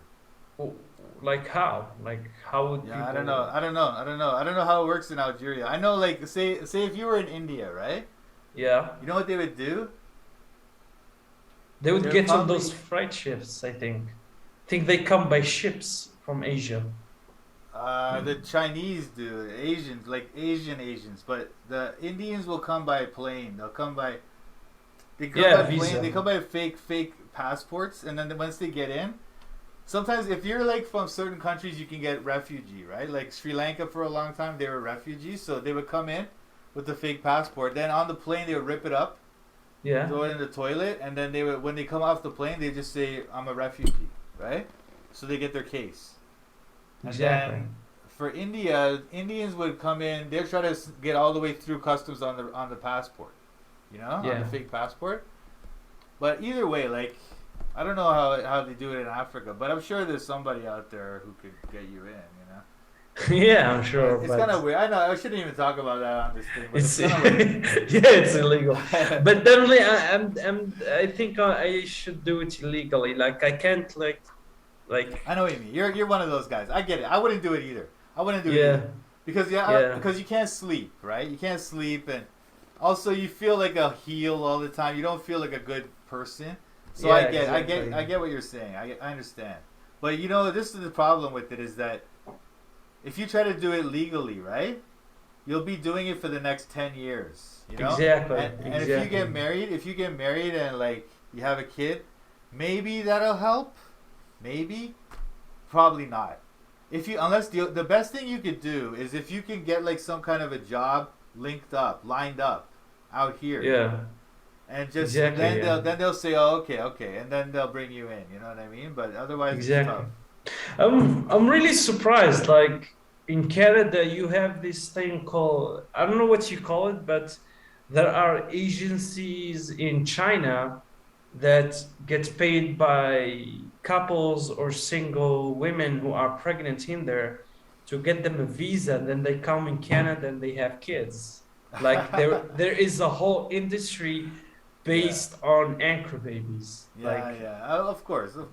Of course, there would be. As soon as you have this system where anchor babies can exist, then immediately there's gonna create a demand, and it's gonna create an industry. You know what I mean? The yeah, problem exactly. is, I guess, like, I don't know, like, to control illegal immigration is almost impossible, because when they make the laws tougher, you get more illegal immigration. If they loosen Exactly. up the laws, then the illegal immigration lowers down. But one way or another, people are gonna move wherever they want to go. You know what I mean? If Exactly. they have the money, right? They need the money, but then that's it. So I don't know. Yes, It's tough, man. but I'm surprised. Like when I looked up Canada, I found like it has a population of like 40 million, I think. Yet you guys have the biggest oil reserves in the world, like much bigger than Saudi Arabia and of much better quality. Mm. Yet your economic conditions are worse. Then Well, Canada. I mean, the oil. I don't know where you got that. The oil is like, is there's a lot of it, but it's in that kind of that shale oil or that kind of thing. Those things, tar sands, oh, and yeah. So it's really? expensive to To refine it, and excavate, yeah. yeah, yeah. Yeah. So that's why. That's why. So actually, right now, if the price of oil drops enough, it's not even economical to take it out of the ground in Canada. You know what I mean? So right I now, know, I it's kind know. of suffering. You know what I mean? So. Didn't you guys like have this huge network that connected you to America, like to supply them with oil? Well, they have some pipelines, but then there was plans to make some more pipelines, and then that got protesters were derailing it, and right now they're supposed to build one. I forget what it's called, Keystone, I think. They're Yeah, yeah, developing. yeah. Yeah, yeah, The yeah. Trump actually was in favor of that project, and then Biden halted the thing. Yeah, so that's the kind of thing. It's all political, and these as soon as a leftist gets in office, they turn it down, and so. But even Trudeau's kind of liberal, but he was he wanted it to go, I think, but then yeah, Biden cut it off. And Yeah, so like I don't know. I think isn't Canada divided as well along how you call it, like um territorial lines, like I forgot what's the correct terms of it, but people are more uh, God damn it. Like people are divided between East Canadians and West Oh yeah, yeah. Oh Canadians, and yeah, yeah, there's like this prejudice thing between them. yeah. Oh yeah, totally. Like Yeah, Western Canadians think they're being ripped off from the oil yeah, money. ripped Yeah, off yeah. on the oil money, and they That's been don't for a get long time. Yeah. yeah. There's And so, that. There's that divide. Then there's the French English thing, and yeah, then you have so Quebec. Canada's a mess in that sense, but somehow they've been keeping it together. But yeah, Canada. I don't know. It's funny. Like if the world was left to just if the people were just left to sort of figure out for themselves where they want to live and what they want to do, Canada would be about 5 different countries right now. You know what I mean? And Yeah. that's probably it. Probably would be better for everyone. You know what I mean? But Canada, but because we're ruled by the Queen of England, who this entire country is her dominion. Yeah, the She just Dominion like of Canada, yeah. yeah, yeah, yeah, yeah. So it's her possession. People think that they're free here. No, no, no. We are subjects of the Queen of England. That is how it works. That's the Isn't she reality. like still the commander of chief, the Yeah, commander in absolutely. chief of your armed She's the forces? she's the head of state. She's the commander in chief of our armed forces. She's the head of state. Head of state, bro. She literally has to give assent to our laws. If they want to change the constitution, she has to sign it. The woman has to sign our constitution if we have to Exactly. change it. But they'll never change it. They love it because it's not a constitution. It's just a fake. It's just a piece of paper to make people think they're free. But as soon as they decide to, they have a literal law in our Bill of Rights, our Charter of Rights, right? They have a thing called Yeah, the notwithstanding clause. So what this is like you have the right to like freedom of speech, exactly. notwithstanding reasonable limits according to democracy. So whatever the prime minister says, if the prime minister has a majority, he can literally suspend the entire Charter of Rights. He can, military. He can do martial law. He can do whatever they want. You know what I mean? Really? It's not free at all. It's just an illusion. You know what I mean? But even Can't America. can Sorry, go ahead. the don't you have a lieutenant general Yeah, yeah. appointed by Lieutenant, the the, Queen? yeah, it's lieutenant governor, and yeah, yeah. So they call it lieutenant here, but it's like yeah, he has to sign. Yeah, even all our laws, he has to sign them. Really? Every law that gets passed in the Canadian Parliament has to be signed by the lieutenant governor, and he can suspend Parliament. He can do all Really? kinds of things. Yeah, man. Yeah, man. It's unreal. It's unreal, man. Then how come countries like Barbados managed to get free from the Queen via referendum like last year? Like I read that Barbados was the same as Canada. They Yeah. had the same system as you guys, but then they did a referendum and they declared independence from the English crown.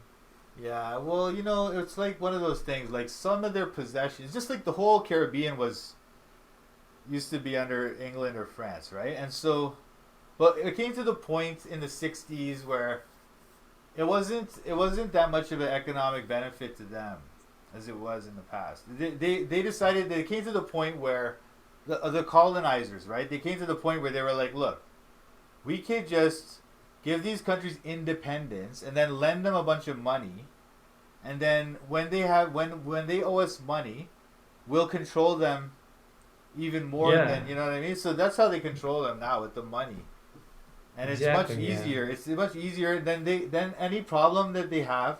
They blame it on their politicians, but exactly. actually it's all still by the same Western rulers. You know what I mean? Exactly. Yeah.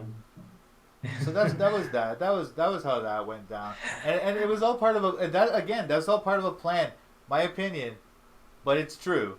It's like we talked about the Kalergi plan and that thing, right? The Yeah. whole Yeah. idea, the whole idea of multiculturalism and bringing these third world people into the white countries and all of that was part of one plan. So they go, okay, give them independence, lend them money, and then we're gonna control them with the money. Then open up the borders, tell them to mass immigrate out of those countries. They destabilize those countries, and then they Yeah. make so the people, so anybody with a little bit of money or a little bit of education, they're just like, let's get out of here. Let's go to the West. And so then they get all these immigrants from the West. Then now the West is getting destabilized. You know what I mean? And those countries Exactly. are disaster zones now because there was this brain drain, and all the smartest people left. And it's like that's what happens, man. Yeah, most of our doctors go to Quebec or France, Yeah, basically. is that right? Yeah. Yeah, like if the moment they get the doctorate, they leave. They don't stay here. Like Yeah. especially our medical professionals, they mostly, yeah, the moment they get a visa, they go. They don't stay here at all. Yeah. They they Like know they are much more valued outside. yeah, and that's all part of a plan too. Like, look, because this is how they destabilize those countries and make them all more under control. Do you know what I mean? Yeah, And it's like the brain drain. Yeah, yeah, the brain drain, and then like, look, in America they had the civil rights movement. So yeah, people thought that that was such a great thing for blacks and Spanish, right? But what happened? If you look at those neighborhoods, they used to be like there were black neighborhoods, Spanish neighborhoods, white neighborhoods, right? And so if yeah, you walk through the black neighborhood or the Spanish neighborhood, it's poorer. It's poorer, right? So people might think, oh, they're getting oppressed. So then they gave them civil rights. And what happens? All of the doctors, the black and Spanish doctors, the black and Spanish mechanics or construction workers, they move out. They go to the white neighborhoods, you know? And then yeah. what's left in those neighborhoods? Drug addicts, single mothers, and unemployable people, mental health cases. So those neighborhoods became disasters, like literal war Exactly, zones. So exactly. that's happening in the local in America, right? And then on the international scale, we have that brain drain situation. It's the same thing. It's divide and conquer. You Yeah, separate out they separate the wheat from the chaff, basically. exactly, That's man. And what then you're they and saying. then they use these people, all those educated people from the Yeah, from those countries. They just use them, and they come over here. They're talking about racial equality and stuff. They just get used. They just get used. exactly. And we say the same thing. We say the same Yeah, thing. They say in here that the West is taking our professionals to suck them dry, like yeah, man. marrow from the bone, Yeah, and then the moment their value dries up, they throw them away. That's exactly, that's exactly, how we man. say it down here. That's exactly what's happening. And the thing is, they can't see it because they're stupid. They're like they're smart in that Exactly. they can go to school or whatever. But in the world, in the real world, they're stupid beyond belief. They can't see. They can't even think of like. They can't even imagine that the government is trying to work against them or. They can't. They're so dumb. Like I don't know. I don't even know how to describe it. Like Like back in the 80s, it was considered treason to immigrate outside your country, not by the government, but by the people. They think that you betrayed your own nation Yeah. by giving your expertise to outsiders instead of benefiting your society. I It mean, is. It is. yeah, that's how the brain drain wasn't as serious back then as now. But now it's very different. It's considered a prestigious thing to be employed abroad. You know, Yeah. that's why the brain drain is even worse than. Well, it gets, you know what, it gets worse because of the negative effects it has on those places, right? It creates more of an incentive to get out of there. Like in Yeah, Guyana, my country is, my parents are from Guyana. It's in South America. yeah, I know. You know the place, right? So those, like, if the people that graduate from University of Guyana, 90% of them leave the country. Exactly. 90%, and they go to Exactly. England, America, or Canada. Yeah, And it's just a disaster, man. It's a complete exactly. disaster.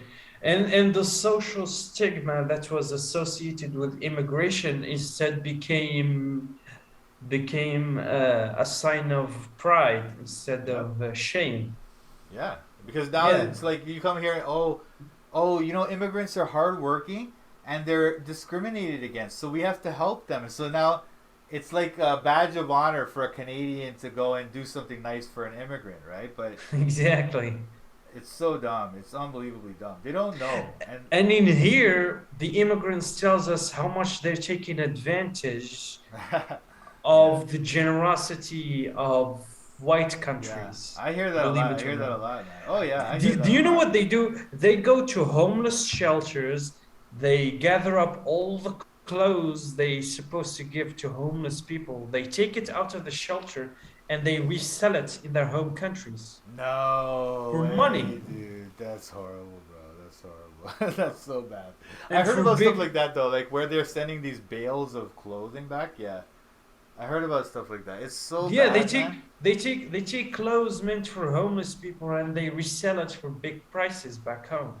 Yeah, because people don't And know. People don't know how. yeah, If you have this situation where you're literally giving stuff away, it's not gonna attract the good people from these countries. It's gonna attract the people that want to take advantage.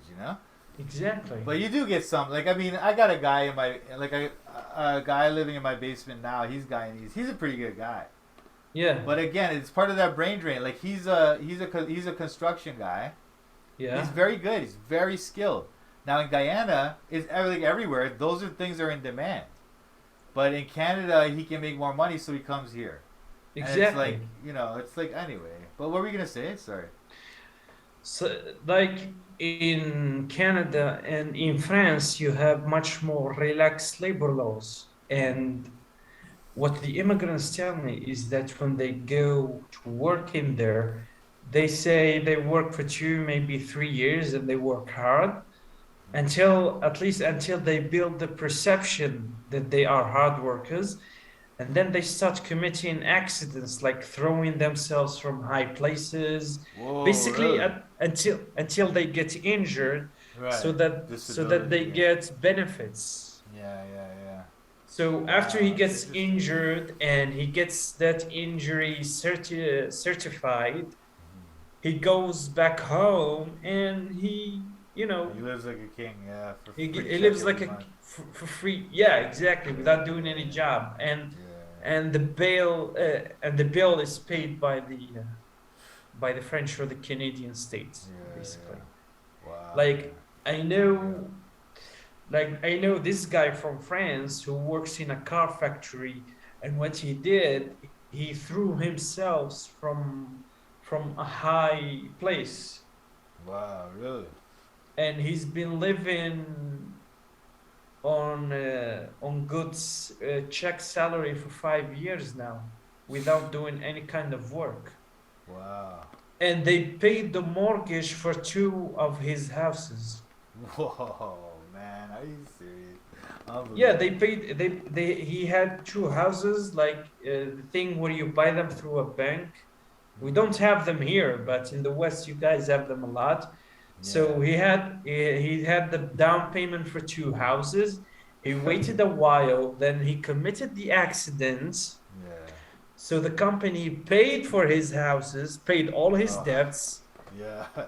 and they gave him a good salary so he could live for the rest of his life on good Wow, money. man. Exactly. And it's Unbelievable. not a single case. It's not in the tens or the thousands, Yeah. but in the hundreds of thousands, sometimes Wow, even really. millions. Wow. Yeah. Wow. And there are Unbelievable, man. some and there are some guys who do this phenomenon. It's called working in the black. Basically, it says Umar, as you say in Uh, French. yeah, sure. Basically, he works in jobs that are not declared. I don't know how you say in English, but Sure. on Underground paper, economy, they call it, yeah. yeah, like where on paper you are unemployed, but actually you are doing jobs out there and getting paid for them. Yeah. But at the same time, you get the benefits for unemployment. Say you Yeah. work in a shop, or you work in construction, or you work as taxi driver, or as a janitor, and you get paid for them, but you Yeah. don't. But you don't declare that you Sure. are working on paper. Sure. That's Sure. how we say working in the black. Yeah, yeah. We call it the underground economy over here, but yeah, it's the same thing, yeah. Yeah, That's yeah, interesting, yeah. But yeah, I don't know, like, I don't want to give people a bad impression of immigrants, but I mean, when my parents came here, this is back in the 70s, yeah, and it's like they came here thinking, okay, we're gonna be Canadians now, you know, yeah, and they had this idea. Like they used to tell me to stand up if the national anthem was playing on TV. They used to stand up, and they used to tell me to stand up, you know, on TV. It's playing on TV. They would tell me to stand up, you know, and it's like, but you think immigrants now they laugh at this country. I mean, I don't know all of them, but the ones I've met quite a few who do. They laugh at these Western countries. They want a passport just so they can go back home. They're waiting for the passport so they can go back home, you know? And it's yeah. I like know, I know. it's just a joke to them, man. They make fun of these people. That's I don't because know. older generations were more respectful to their hosts because Yeah. older generations had this culture where you have to respect your host, you Yeah. know. And So also, that you know what too? You know what too? It's like everybody it got really jaded, you know. And back then it was like they still had this thought in their mind, like I don't know when Guyana got independence, they were like, oh okay, we're gonna get independence. They didn't realize then the whole thing fell apart, it turned into like a race war between Indians and blacks. Now, like that I think was also engineered by the CIA, but we don't have to get into that. But I'm just saying, they had this idea like, oh, we could be a country, Guyana could be a country, and so then they were like, okay, okay, we have to go to Canada now, okay, and so they're like, okay, now we're Canadians, and they believe in that, the national thing, the national pride, and but now yeah, people don't believe in that anymore. They believe in like I don't know what money. people believe in. Yeah, money, I Yeah, guess. Yeah, it's mostly self benefits yeah, over the collective. You know, yeah, you yeah, care about yourself more than society. Yeah, it's. I think as the world gets more globalized, people get more selfish. yeah. They don't work towards the greater good for their own countries or societies. Yeah, pretty much, man. It's weird, man. Yes. I don't know what to say about it all. What do you think about Ukraine though? Before we move on, like, what do you think about that? Um, I'm not sure exactly. I think it's mostly a conflict of interest between Russia and the NATO? West. Yeah, yeah, Yeah, and yeah. NATO. Like a It proxy doesn't, war. yeah, it doesn't really affect us. So people here don't have much of an opinion. They're either indifferent or, in rare cases, in support of Russia because who likes NATO? You know? Yeah, it's true, man. NATO. The only people that support, like the West, is like in the West. It's like I don't know. It's the same. It's the liberals. Liberals are all lined up against Putin and Russia, right? But other people are more like it's probably a little more complicated than that. They know that, but you're not allowed to say like in any major corporation, in any government job or any university, you can't say that it's complicated. You have to be on side with Ukraine. You cannot, you know what I mean? You can't say, oh, Russia, maybe they're getting, Oh, you can't talk if you talk about the Azov battalion, the Nazis. They'll say, "Oh, that's just Russian propaganda. Shut up, idiot." You know what I mean? That's how they talk, you know. But I don't know. It's a bunch of garbage here too. Actually, Russia is broadcasting these kinds of people actually to Africans and Asians, Oh so yeah. that Oh, we the would be, Nazi thing. yeah, because Yeah. they know we would support Russia in that case. Because, for example, they show the Azov battalions dipping the bullets in Cyanide. pig fat. Oh really? Oh, because the Yeah, Muslims. yeah, because the Muslims. Do you know that? Did you know that Ukraine, like third of Ukraine, is inhabited by the Tatars? Yeah. Right. They Right. are Right. they are an Asian Shit. tribe that Shit. settled in Ukraine in ancient times, Shit. Yeah. and they're mostly a Muslim population. Yeah. And the Azov battalion targets them, even if they are fellow Ukrainians. Yeah. Yeah. Yeah. So No, that, Russia, what it did, it took these Azov propaganda videos and started broadcasting them in Africa and Asia, not in Islamic countries alone, but all over them. And that's how Russia generates sympathy yeah. from the third world. Yeah. Yeah. Believe it Yeah, or I mean, not, Russia's playing the like that whole propaganda war. yeah, It's pretty. Russia seems to be doing well outside of the West, you know. yeah, But even like did you hear about how the Pope was saying? The Pope made some comments about how NATO pushed Russia into the war or something like that, and yeah. I so think I heard about it. you can see even in the West, it's kind of it's breaking down, that whole story. But I think both I stories think are the fake. wa- I think the whole war is fake, honestly. But go ahead. I think the West tried to rush Ukraine to join NATO, and that Yeah. unnerved the Russians. Yeah, I mean, yeah, of course. I mean, look, they should have known from Georgia. Remember when Georgia happened? Remember that thing? That's the Yeah, same thing. It's the same exact thing. They joined NATO and then Russia invaded them. So that's like they should know that you can't do that. Of course they can't do that. They knew that already. When they did it, they knew that. It's almost like when remember America had the Cuban Missile Crisis? It's the same yeah. exact thing. It's the exact same thing. They are probing for their reaction to know how much far they can take it, before Exactly. retreating. Yeah. Like, yeah, they probe the Russians every 10 years Yeah. to know the level of their reaction and their alertness, Yeah. And because I when remember they you were saying, even I think Finland was gonna join NATO. That would be a big blow to Russia. That would be a major blow yeah because they lost the Winter not War. not yeah not Sorry, just go ahead. Russia, not just Finland, but also Sweden, Oh, really? but Turkey, and I think Hungary would veto the motion because it requires the unanimous assent of all 27 countries. Oh, is that right? And I think either Russia or China would pull whatever leverage they have within the European Union with any country they actually have influence within to veto the motion, Yeah. especially in Yeah, I Eastern mean, they Europe. can't allow that. They cannot allow Finland, especially, even Sweden too. They cannot allow that. Russia cannot allow. I mean, if there is, like, I don't believe that there's an international community of countries opposing each other. I think it's all Illuminati. But Yeah.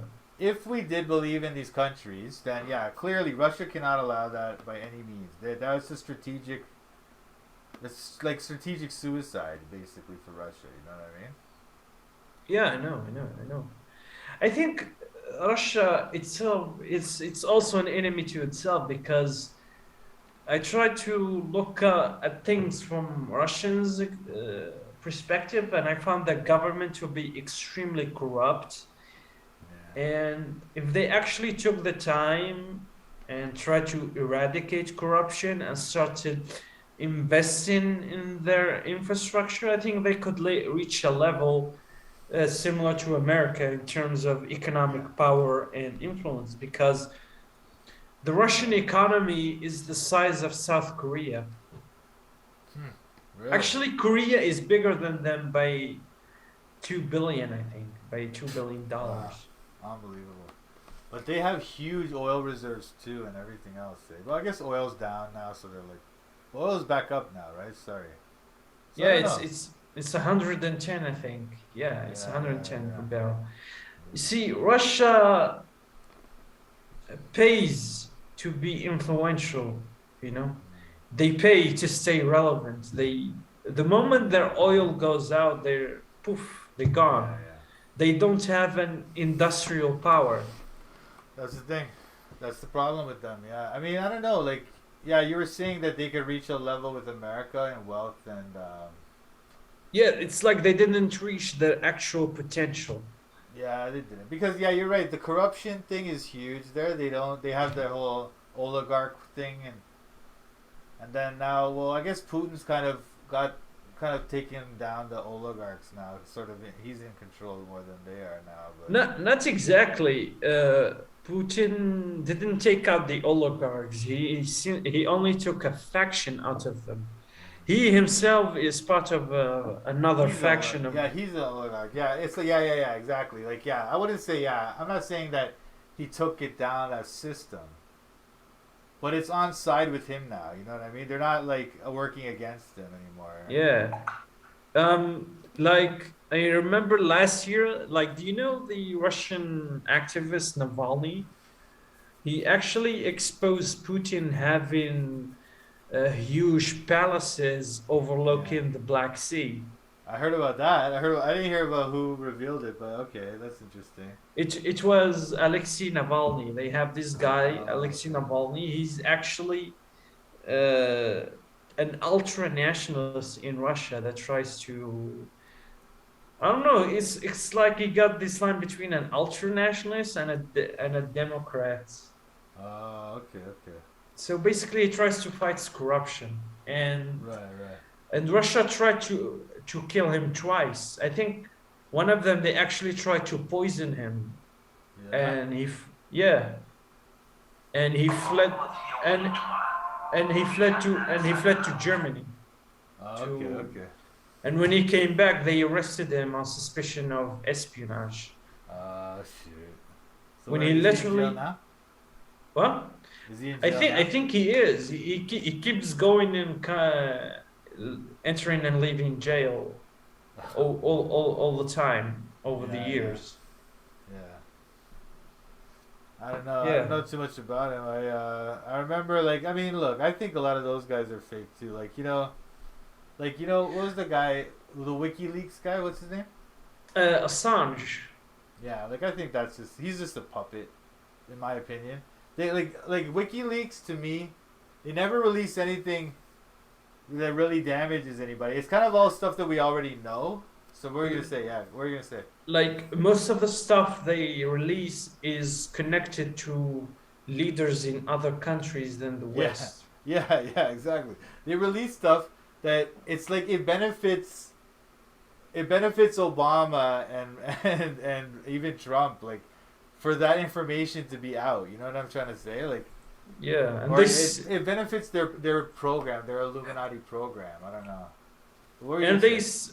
they still took him down. They literally had to pay off. I think it was the Ecuador.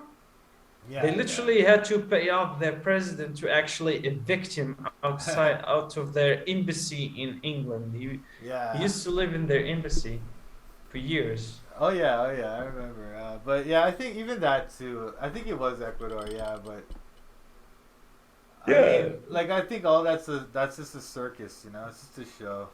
Sorry, it's getting late for you. Eh? Sorry, man. You getting No, tired? no, it's okay. You see, it's not just WikiLeaks anymore. I think information is much more it has much more freedom to travel nowadays thanks to the internet. Yeah, yeah. That's thank God. I mean, but that's the thing. Like, it's kind of like there's more and better information than WikiLeaks, Yeah. but people don't search for that because they think WikiLeaks is some kind of freedom thing or whatever. But it's just another arm of their propaganda, you know. Exactly. Yeah. I remember, WikiLeaks is the one that released all that Pizzagate stuff.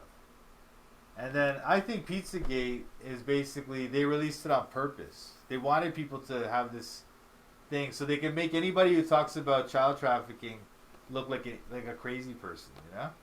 So Exactly. Yeah. that's how they have it now. Like anybody who talks about any of that stuff, you're considered a paranoid, you know, Yeah. whatever. Yeah. So I don't know. It's like they manufactured an accident so that future accidents looks crazy, you know, Yeah, and yeah. and unbelievable. They destroy its credibility, you know. Yeah. That's it, bro. That's it, man. It's so bad. I don't even know what to do, but I just get depressed, to be honest, thinking about all this stuff. Like, but anyway, you know. I think you should take solace in the fact that even though these people are in power, there are people as worse than them that are against them. Like if you are a sheep and he's a wolf, he actually has to fight other wolves, Yeah. and one day they might actually destroy each other. So yeah, that's probably It's what's gonna like happen. Yeah. it's like they have this saying in the Islamic world is that when you are oppressed, God may send another oppressor to Yeah. destroy You're a the. investor. Yeah. Yeah, he fights the fire with fire, Yeah. and and they destroy each other. You know, like that Uruburu thing, Yeah. Yeah. with a snake Snake bites its. eats its own tail. Yeah. Yeah, Yeah. Yeah. Yeah. I understand. Yeah, that's true. That's true. Yeah, it's true enough that God is in control, so I don't worry too much, you know. But that's a good segue into let's move this discussion into some religious stuff, man. What do you think? yeah, sure, definitely. So let's talk. Okay, let's talk. Well, okay, where are you at with your religious journey right now? You're still a Sunni. You still kind of identify as a Sunni Muslim, or how do you do it? Yeah, yeah, I'm still a Sunni. Like, look, it's not like being Catholic or Protestant to us. It's like being. It's like they're not really different. It's like being who's more diligent, Right, you know. right, right, It's right, it's right. it's it's. Is this guy more diligent than this guy? Is this guy more diligent than this guy? Yeah, Basically, Sunnis follow how you say it, like Muhammad left certain yeah, lifestyle advices. They are not obligatory, they're purely optional. And it's like if you want a healthier lifestyle, you can embrace these advices, you know? right, right. That's what it means to be a Sunni. Is like you follow his lead on Okay. life and stuff like go outside more, be more charitable. Um, it's mostly community stuff. Like for the benefit of the less fortunate. Right, right. And other denominations, as you might call them, say, for example, we have the Sufis, Uh huh. and these guys are more spiritual than us. They are more detached from the material world. Yeah, yeah, yeah, They put less value on money and possession to be yeah, closer with God. yeah. And then there is the Shias, who are mostly a political faction that believes the leadership of the faith should be conducted by people who are descendants by Right, right, blood to the right. prophets. So Yeah, it's not a religious difference, but more like difference in politics and lifestyle, yeah. to us at least. Sure, sure. To an outside observer, they might equate this thing to the Christian divide. Yeah. But the For Christian sure. divide is more profound, Yeah. it concerns matters of religious nature. Religion. Yeah, yeah, yeah. Yeah, like you guys, for example, differ on the nature of Christ and that stuff, or who Well, should it's more like, you know yeah, what it is? You know what it is, man? yeah, It's the idea of, because I get into a lot of this debates now with other Christians. It's like this idea in Christianity that the reason Christianity is different than other religions, yeah, for Protestants anyway, right? The idea is that we don't have to do things. We don't have to do things to get salvation. We only have to believe. We believe in Jesus, and then you go to heaven. It's just that simple. Even if you live like a devil your whole life, if you yeah, believe in Jesus, you'll go to heaven. You know what I'm trying to say? Now, yeah. once you get saved, that's what they call salvation or being saved. So once you believe in him, you instantly get saved, and then you're going to heaven. You can't lose it. And then that's my kind of Christianity. This is how I believe, okay? But then you should live a good Christian life. You should. But even if you don't, you're still gonna go to heaven, okay? So Wouldn't that give people more incentive to be sinners to be yeah, bad people, yeah, that's what yeah, it does. wouldn't That's what people think. But actually, what happens? I mean, if for like just take me for example. yeah, I don't feel that way. I feel like this profound sense of gratitude and love towards Jesus for doing that for me, right? Because the idea is that he didn't have to. He didn't have to come in and die on a cross for me. But he did it because he loves us, right? He loves all humanity, right? And but anyone can do this. Sorry, go ahead. isn't that the result of your own moral character than your faith itself? Like you're a good person, but not all people are good as you. So Yeah. another person might have less scruples Yeah. about doing Oh yeah, oh harm yeah. to others, But you know and he what? You still know what? believes that's a simple. If he believes, then And he'll go to heaven. That's the truth. But do you know what it is, dude?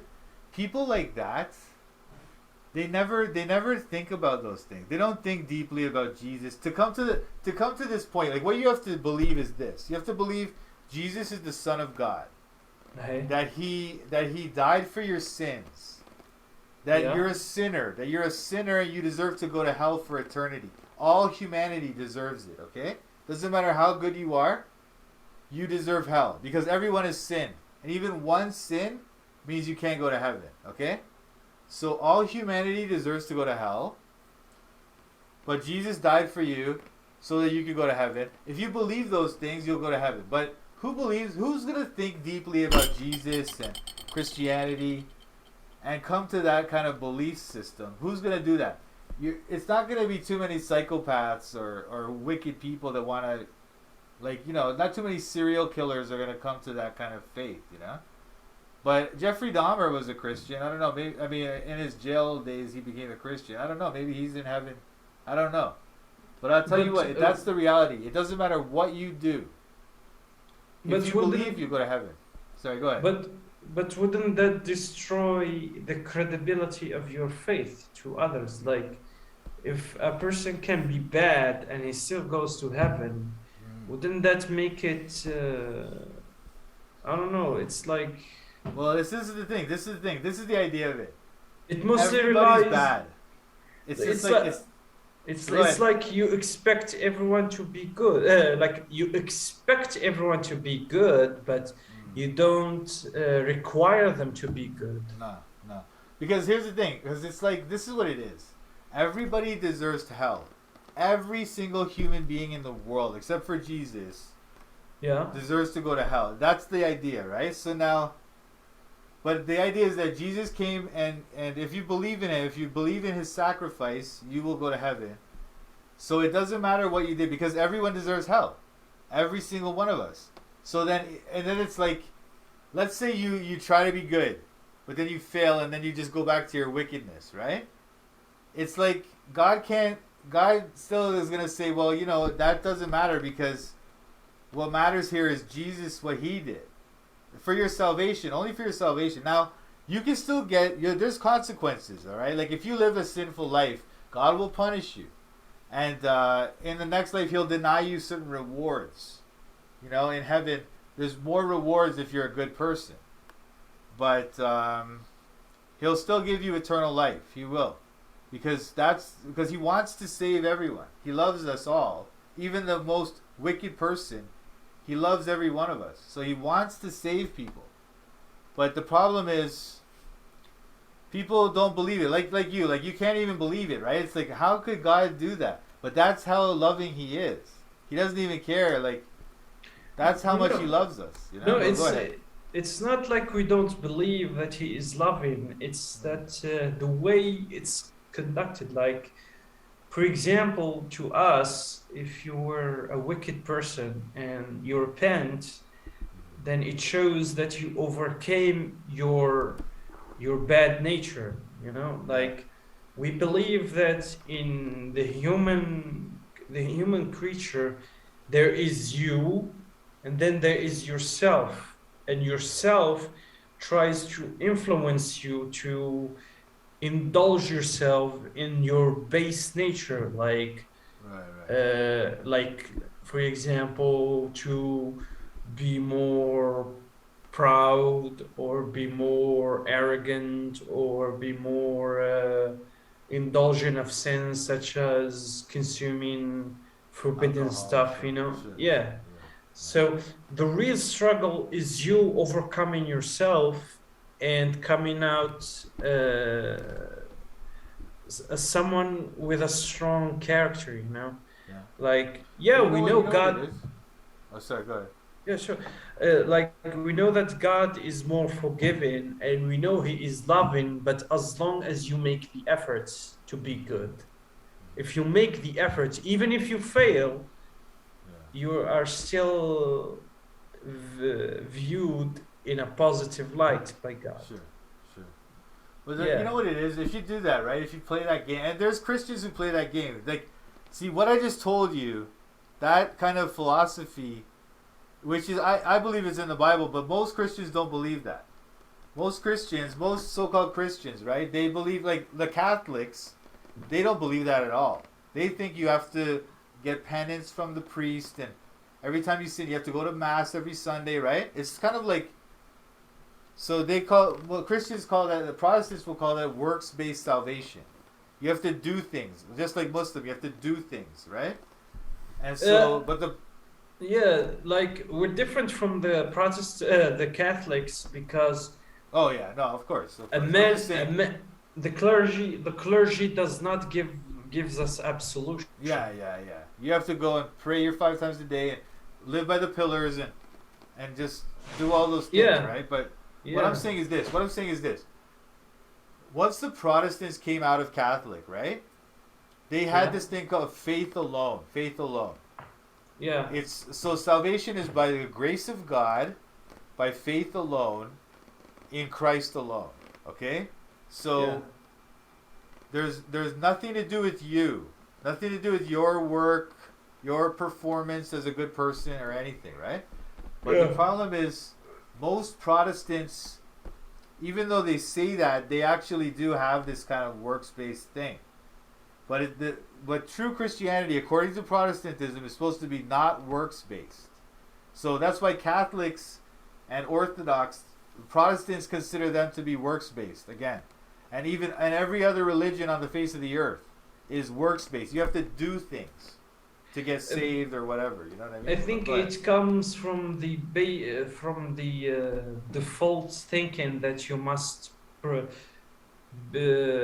your society grow, like help build your society. You know, it's like ultimately it's for the benefit of society. Right. That's why you call it work-based salvation. Like, if you commit this harm, you're gonna do penance by making good that is 10 times better than it. Like, say that you used to sell drugs. Now, that would be an extreme sin. Like, it's not something that could easily be overcome. How can you do it? but how can you overcome it or do penance for it? Say, build more hospitals, Right. provide more medical services, try to fight the opioid crisis thing. Sure. Yeah, it's kind of like that to us. I understand that in your view, it's more spiritual, while our view is part spiritual and part Yeah. materialistic thing. But Yeah, there is like in my view, right, which is an extreme Christian view. Like it's not very many Christians hold to this anymore, but in yeah, my view, in this view, you're supposed to be a good person. You are. You're yeah, supposed to do all those things. Try to benefit society, work hard, save money, be a good parent, be a good family person, all that stuff. yeah, But the whole thing, that's like so there's the being a disciple of Jesus. That's what that is. But yeah, being saved, going to heaven, that's a separate thing. That's the thing that's not works based. It must not. It must be based entirely on faith and entirely on faith in Christ alone. Because some people will even put their faith. They'll say, "Oh, I have to stop sinning," and according to my reading of the Bible, is a work. You're doing a work. By stopping sinning. You're putting that into works. Go ahead. Go ahead. we have a similar belief. We say that the first step towards being a believer is have something. I don't know what you call it in English. Let me look it up. But in Arabic, we called it the niyyah, which is uh, let me. Yeah, it means the intention. You must have Okay. the intention to be good. Okay. It's the first step into being a believer. Yeah, like yeah, anyone can build a hospital, anyone can do good, but you must have the intention to do it. Like you mustn't do it for the sake of appearances alone. And I think that's the whole core of the Protestant belief that you must have the intention to be good in order for Yeah. You see now see that okay now so there's the Protestants were supposedly faith based and no works, right? But yeah, now this is what happens. So some Protestants talk like that. What they yeah, say is okay.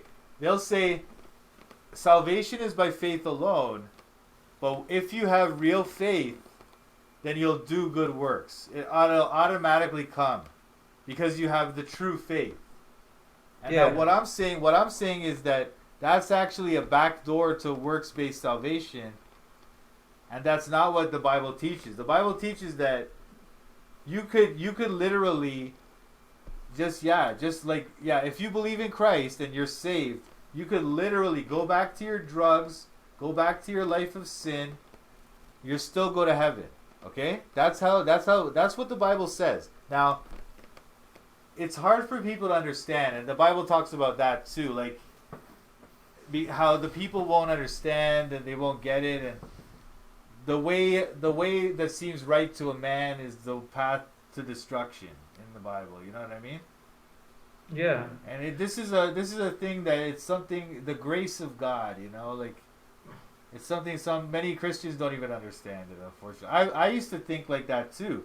Only this year did I figure all this stuff out, and I came to this part of this kind of Christianity. It's kind of like fundamentalist they call it, and I mean I was Yeah. always kind of fundamentalist, but I never got this thing about the gospel, the good Like news. You know. I don't understand like the Christian Bible.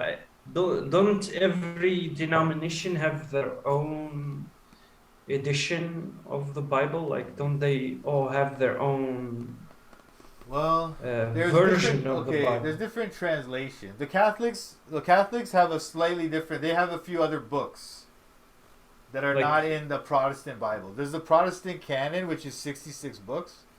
yeah, The Catholics have a few more books, and the Orthodox have a few more books. Within Protestants, different denominations will use different translations.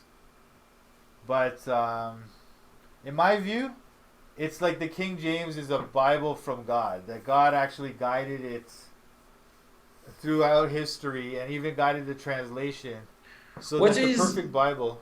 Sorry, what go is ahead. what is exactly is King James Bible? Is it a Bible like made by a king, by a Christian king named James, or Yeah, well, he commissioned it. He commissioned it. So he gathered all the best scholars in England and Europe, and he gathered them up and he had them translate the Bible. It took them about 10 years, and they made a translation which is basically they took all the other English translations, the yeah? older ones, and they just made the best one they could, and they made this one that is supposed to be perfect, and in fact, it is. In my opinion, it is perfect. It's still getting slightly Was improved, but go ahead. was there an original Bible like the one that all the others came from?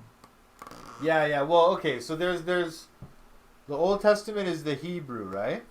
Yeah, So they had their version that came down through the ages. There's some debate about that too because there was the Dead Sea Scrolls. That's another community. Theirs is slightly different, but the one yeah, that the most people were using, the King James people used that to translate. Then the Greek Bible, the New Testament's in Greek.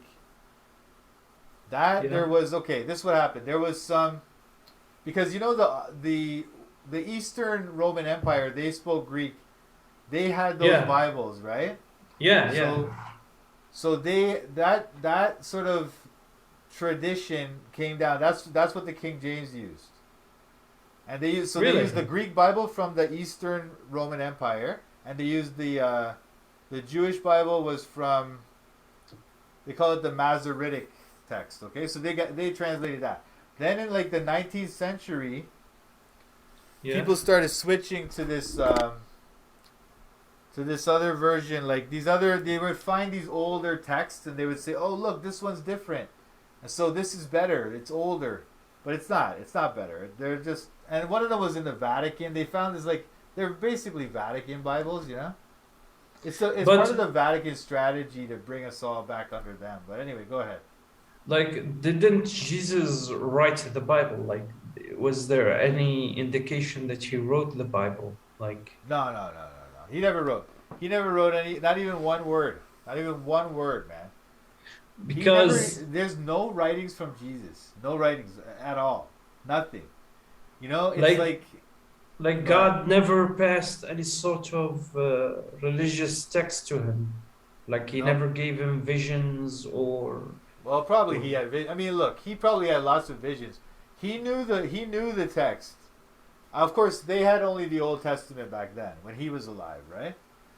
But he yeah. knew it very well. He knew it very well from what we read in the Bible. But so what we read about his life is recorded in the Gospels. There's four different authors. So four different people kind of gave a biography of him. And then the rest of the New Testament is like letters written among the early church, you know? Yeah. Paul, and then Peter and James, and then John. And then there's the last book is Revelation. That's kind of a vision that John had when he was in prison on the Isle of Patmos. He Wasn't had a vision. wasn't Paul against Jesus at first? Wasn't he his enemy Yeah. at first? Yeah. That's the kind of thing. Well, that's the kind of thing. That's why I'm talking about this idea of faith, where it's faith alone and anything you do doesn't matter. Because this guy was a literal. He was persecuting Christians. He stood by and watched as they stoned a man to death. This Christian man, Stephen. He just stood by and watched. But then Jesus came and converted him, and then he was forgiven for all his sins. And then going forward, he's forgiven for those sins going forward too. But he did choose to be a good Christian, and he became the greatest apostle. You know what I mean? You know, it reminds me of a story of a different Jewish man named Josephus, if you know him. Yeah. He was an author in the Roman times. In the Arab world, we have a story about him where Hmm. where it said that he once led a revolt against the Romans, Oh yeah, he did. He did. Yeah. and that revolt He betrayed was them. He betrayed them, kind of like. yeah Because he he he agreed to. They were all gonna do a suicide pact, Yeah, Yeah, exactly. you know, that's a true story. That's a true story, man. Yeah, That's exactly. not just a little story. But And the yeah, thing, it's weird. Yeah, yeah, go and ahead. the Go thing ahead. about it is that this Josephus, when he was caught by the Roman general, I forgot his name. Was it I don't Ves know either. something? It might be Uh, Vespasian, one of the Vespasians. yeah, I'm not too sure. Was it? Yeah. I think it's Vespasian. Anyway, when Vespasian caught Josephus, Josephus said that he had a vision and that he was a prophet and that he prophesied that Vespasian would become an emperor of Rome. Oh, is that right? Then he did, of course. Yeah. So then, Yeah, and that he yeah. was destined to be blessed by God and everything. And now Vespasian, he knew that Josephus was full of shit. He knew he was lying. But what he liked about him is that he knew how to use his tongue and his mind Yeah. to trick him. Like he Yeah. was very cunning man. Like Yeah. Oh yeah. Very yeah, cunning. and over the ages, most of what we know of that era is Is from through him. Josephus' words, you Yeah. know. Yeah. And in his writings, Josephus kind of, but not directly, admits of being a liar and a trickster. And Yeah. basically, that's how Paul is mostly viewed in the Islamic world. Like they don't trust any sources that come from Jewish authors because back then the Jews had some sort of monopoly on religious matters in the East. Like Yeah. Yeah. take for example pagan pre-Islamic Arabia. Back then, most of the tribes held to different gods, random gods, if you may. They can, like, kind of any god they take their fancy, they start worshiping it. Anyway, when some sort of a quarrel or some sort of conflict erupts, the Jews have the authority to educate in these matters. Really? It, yeah, it gave them some sort of uh, influence and authority in Arabia. And after Christ's ascension to heaven, the Jews prophesied another prophet would come among them to lead them. And back then, they used to tell the Arabian tribes that one day a prophet will come from the Jews and lead them to exterminate everyone from the land that was promised to them. No. Now, you see, the trick here is that yes, God did promise one from the blood to be a prophet. Right. Right. But the thing is, he would be born among the Arabs because Oh. Muhammad's tribe is indirectly linked to Abraham Right. Okay. through his son Ishmael, because Sure. Ishmael is considered the progenitor of the Arabs. Yeah. So when Muhammad came, they opposed him on every front, you know, like when he started preaching the Islamic faith, and it actually started taking root. The Muslims started solving any issues or troubles between themselves instead of involving the Jewish rabbis, because the rabbis had an unprecedented level of influence. Yeah. Wow. And back then, there was this Jewish tribe called Bani Qurayda. Okay. And there were also another tribe called the Khaybar, and they were very powerful. They literally controlled all the commercial and the judicial matters in the entire peninsula, Wow. Really? despite only being 5% of the population. Yeah. There were just only two tribes, and they controlled the whole thing. From Yemen to Oman to Qatar to Saudi Arabia, all the way to Syria. Yeah. So Muhammad tried to at first to avoid any sort of conflict with the Jewish population. But over time, it became obvious they did not wish to relinquish any sort of influence they had, and eventually it came to blows. Right. So they expelled them out of the. Oh, okay. Yeah, yeah, yeah. I heard that story. Yeah, yeah, yeah. Now, you know what? Yeah, It's funny, like, in the Bible, I'm not sure what the Quran said about it. I can't remember now, but in the Bible it says how, like, God says to Abraham, your seed will possess the gate of their enemies. You know what I'm trying to say? So, and what that means is, like, they'll kind of, even though they'll be smaller, they're always a small nation, right? They'll always have the key to defeat their enemies, possess the gates, right? And it's like, I don't know if you heard about, like, some of the stories out of Europe, like in Seville, some of those cities in Spain, when the Muslims invaded, it said that the Jews opened the gates for them, and like, yes, the same happened to us in Arabia yeah, yeah, when the pagans tried to invade a Muslim city. The Jews opened the gates for them as well. right, right, right. So that's what happens with them. Actually, throughout history, they're always like in these positions of incredible influence in every other empire or whatever, right? Like even the Babylonians, when the Babylonians took them captive or whatever, right? It's like they came to Babylon and became like statesmen and educated and rich and everything, and then it's like it's weird. And then even then when Cyrus came and invaded Babylon, then he just released them and sent them back to go rebuild the temple and stuff. Now, my opinion, that's because God is protecting them because of his purposes, right? But Yeah. it's just very interesting. It's like, I mean, the fact that they even survive as a people group, all those generations, like, back then, like, what do we have? The Babylonians, the Hittites, the Sumerians, all those These- groups, they disappeared into the sand. They're not. Nobody knows who they are anymore. Their kingdoms are gone. Even their cities were buried under the sand. Nobody even knew where they were.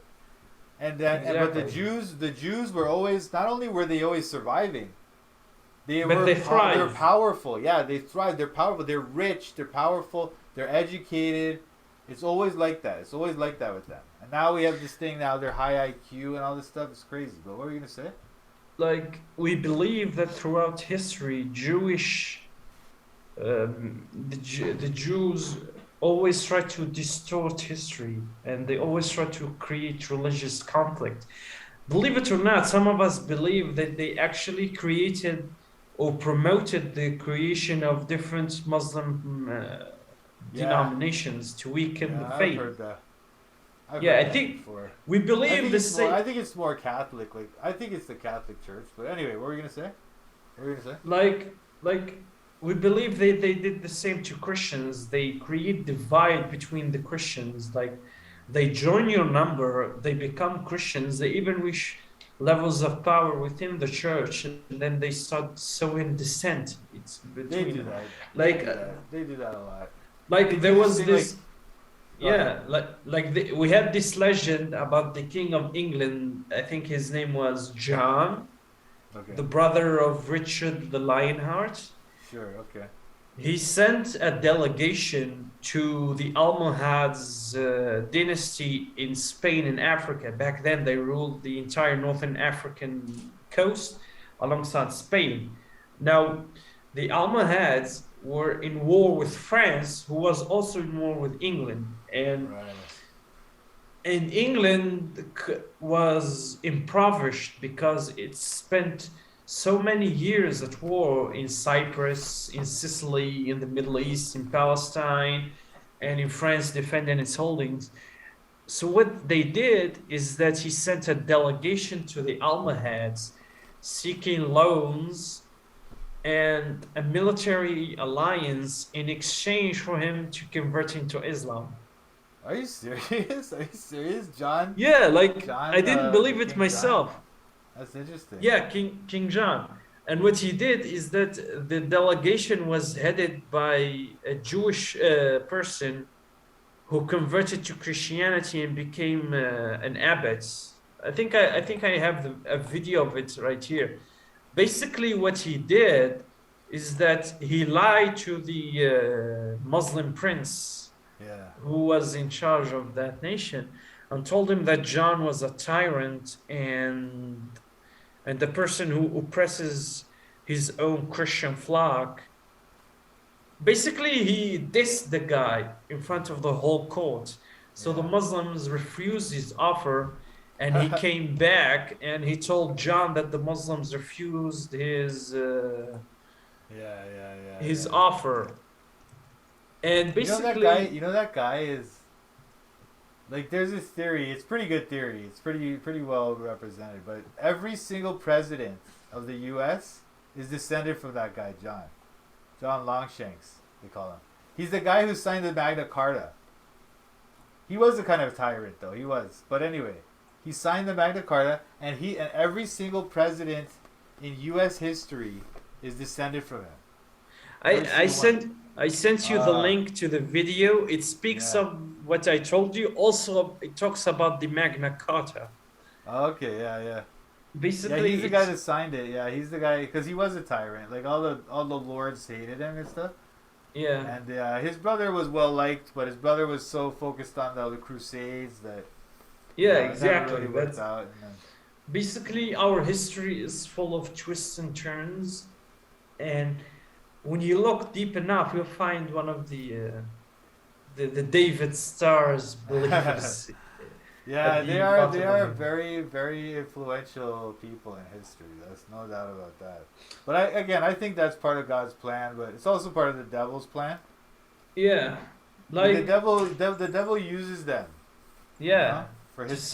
sow yeah to sow degeneracy in societies, Yeah, exactly. Yeah, and there's that. That's and just for part of it. some and believe it or not, the Chinese have the exact same belief as Muslims about the Jews. They Yeah, they know do. they're dangerous. Yeah. They know they're powerful. They know they are biologically superior in terms of intellect and cunning. Like Yeah. they have, they are cunning to such an inhumane levels. Like Yeah, they yeah. can literally convince you of anything if Yeah, they they wills are. it in They them. are. They are very cunning. But it's funny. Like they run China too. They run China. Like the reason China's communist. Like anywhere that's communist, they run. Okay, and I don't care what people say. People think China became communist randomly. No, no, no, no, no. Jews Well, were on it's top of that. I think it was at first, but you have to understand that us in the East don't think like you guys in the West. We are not ideologues. We do not believe in ideology. To us, ideology is like a convenient tool. Right, right, right. The same in China. In China, communism is not the guiding ideology. It's a tool used by certain families and clans to Yeah, maintain power. yeah, I absolutely, mean, sure, yeah, you absolutely. could But say, that's what I mean. Like the Jews go in. They understand all that. They understand those families and who's in charge, right? They get in with them and they give them these things. It's like, look, this is a better way to do it. This is a better way to do it, and so they do it. Russia, they obviously control that revolution, and it's like yeah, and the then rise of communism is a Jewish movement. But what yeah, were you gonna say? and Stalin was actually in the process of purging them before being assassinated by his doctor, who was also Jewish. Ah, interesting, The interesting. Yeah, I heard about that. Russians are actually saying that they're saying that the Jews killed Stalin. Yeah, some Russian, Russians didn't know. no, And actually, The official, Russians that are smart. Oh, is that the official story? yeah, That's funny. official government news channels Yeah. were saying it. They said that Stalin was killed by the Jews. Wow, It's interesting. actually official government line. Yeah, the Jews used to control China and Russia, but not anymore. They were purged from there. And the Yeah, Chinese, that's probably like a story. That sounds like a convenient story. Because look, even Putin was saying. I think Putin was saying, oh, 85% of the Bolsheviks were Jews, and he said that publicly. So it's kind of like that's why they present that face. So it looks like, oh, Putin's Putin's against the Jews, you know, but it's like, no. Putin's under control too. Everybody's, but I don't even think the Jews run the whole thing. I think it's like Freemasons. But the Jews are a big part of that thing, you know what I mean? But what were you gonna say? Yeah, they're a faction among many that vie for power in a globalized world. Oh no! I don't think it's like that. I think there's like, it's Freemasons. And then the Jewish Freemasons control the Jews, but the Jews are powerful, yeah. But it's like, the ones in control of the Jews are Jewish Freemasons, and the Freemasons are under the Pope. My opinion. The Freemasons are under the Pope. He's the top of that whole Freemason network. It's the Pope, yeah. My opinion. Isn't it the other way around? Like, that's another trick. There's this trick that the Catholics hate Freemasons or whatever. That's a trick. That's just a trick. They are on top of that. My opinion. The Jesuits and stuff, you know, the Jesuits and that whole network. Yeah, weren't the Jesuits a faction within the church that later came into power within the Catholic Church? Like, what's the ultimate goal? Why are they promoting sin in a world that was... It's weird, man, because it's like, okay, so supposedly their purpose, their raison d'etre is to like bring the Protestants back in. Okay, that's their supposed purpose of the Jesuits. Okay. Really? But in fact, my opinion is that they're just satanic. They've just been taken over by Satanists and they control the Pope and all that. The Pope he's a Jesuit. The Pope, what's his name? Yeah, I know. Francis. He was a Jesuit. Trump, Clinton, all these people are Jesuit trained. Kissinger, you know, that guy, Brzezinski, all those people. You know what I mean? All those people are controlled by Jesuits, man. All of them. It's unreal. It's kind of to tell. I mean, my personal opinion is that.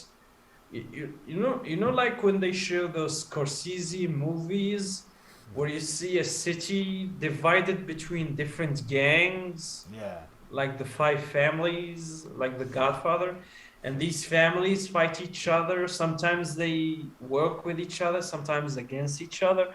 That's how I think it is on a global scale. Like, you have the Jesuits, you have the Jews, you have the Freemasons, and you have the Chinese. I mean, your view of what happened is actually the official view in the Islamic world. Like, 90% of people, actually, what you just said, actually describe how we think. But my my personal opinion is that the world is actually divided. They are not just the Jews or the Jesuits. Like, there are so many factions. Some of them are cultural, some of them are religious, and some of them are purely economic. Yeah, I mean, at the end. Okay, go ahead. No, sorry. What I was gonna say, why I don't think that explains things is because there is a world system happening. It's happening. It's getting more world every day, right? And that controls Israel. It controls China. Well, like when they say lockdown, everybody wear masks and take vaccines, it's the whole world. You know what I mean? So that's why I don't think it's like, that's why I do think there's some kind of secret world government that's working toward the point where they can reveal themselves. You know what I mean? That's what they want to do. You know what I'm trying to say? So we'll see. Yeah. And at the end of the day, we're still human and we're still selfish. I mean, maybe these guys are doing it for their own self-benefit. Maybe they don't have a... Oh yeah. Each of them on their own. Like, but you know what it is? It's like one guy will decide he wants to become a powerful, rich politician or whatever. He's a sociopath, right? So he just gets into politics or whatever, and then he gets invited to Epstein Island or something like that, and then they control him, you know. But then it's like they have him on the blackmail thing, but at the same time he likes that. So they give him more kids, they give him more stuff, and then he just becomes more. He rises up in their organization and he becomes Obama or whatever. You know what I mean? Or Clinton, or you know what I'm trying to say? Yeah, I understand. That's how I think it works. Yeah. Yeah, it's I don't know. They, Who knows? Maybe it's like what you said. Maybe it's more than that. And like yeah, who maybe it's knows? even worse. Yeah, it could be worse than that. I don't know, but I do think that the power of the Jesuits and the Catholic Church is very highly underestimated. It's like far beyond what people think. You know what I mean? Yeah, Their I think wealth. yeah, is beyond belief. Yeah, Yeah, man. It's crazy. It dwarfs most countries. It's unbelievable, and they're hidden because that's what we know. That's what we know about, but we don't know what they don't know. Well, we like what they yeah, hide, yeah, the money they hide, and right, like it's unreal, man. It's religion. yeah. It's We religion. It's different than the politics. Like yeah. It's more it's powerful. more powerful. Yeah. So the people when you get like there's so imagine there's Catholic fanatics out there that are worse than Al Qaeda, worse than all that stuff. You know, worse than ISIS. But they're secret. But they're legit. Like it's not like they don't think of them as terrorists. They're Catholics, right? So it's like you could just go get a job or go become a politician or whatever. You know what I mean? So, but they're fanatics and they're worse than that. You know? So that's what happens. We have a saying here. We say, and what is hidden maybe is greater.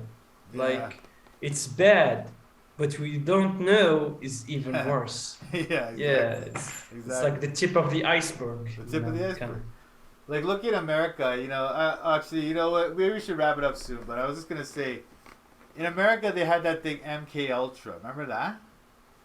So Um, imagine that thing, MK Ultra. That's why they were kidnapping people and torturing them, trying to do mind control on them and stuff. So this is just innocent citizens. They have no yeah, crime. They never committed a crime or anything. yeah, So when that system got caught, they got caught. There was a like congressional investigation and stuff, right? yeah, Nobody got arrested. Nobody even got fired. And the CIA's budget since then has magnified like much more than 10 times. It's like exponential growth of the CIA budget, right? yeah, So that's the kind of thing. That's the tip of the iceberg type of thing. Who knows what MK Ultra? They destroyed all the files for that before they went to the investigation. All the files were destroyed, so we don't actually know what went on. You know, I think yeah, that program still goes on to this day, but it's like more developed now. You know, so but and more anyway, secretive.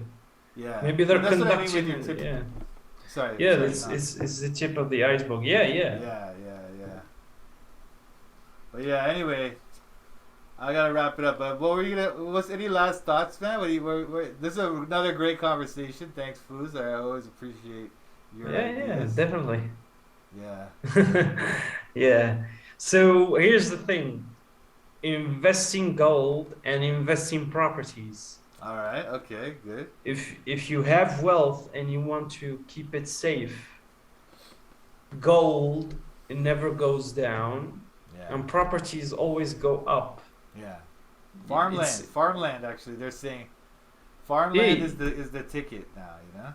yeah, and even old women here, like for generations, we have generations of families that have gold Yeah. savings that Yeah. stretches to generations because they know gold never goes down. It always keeps going up.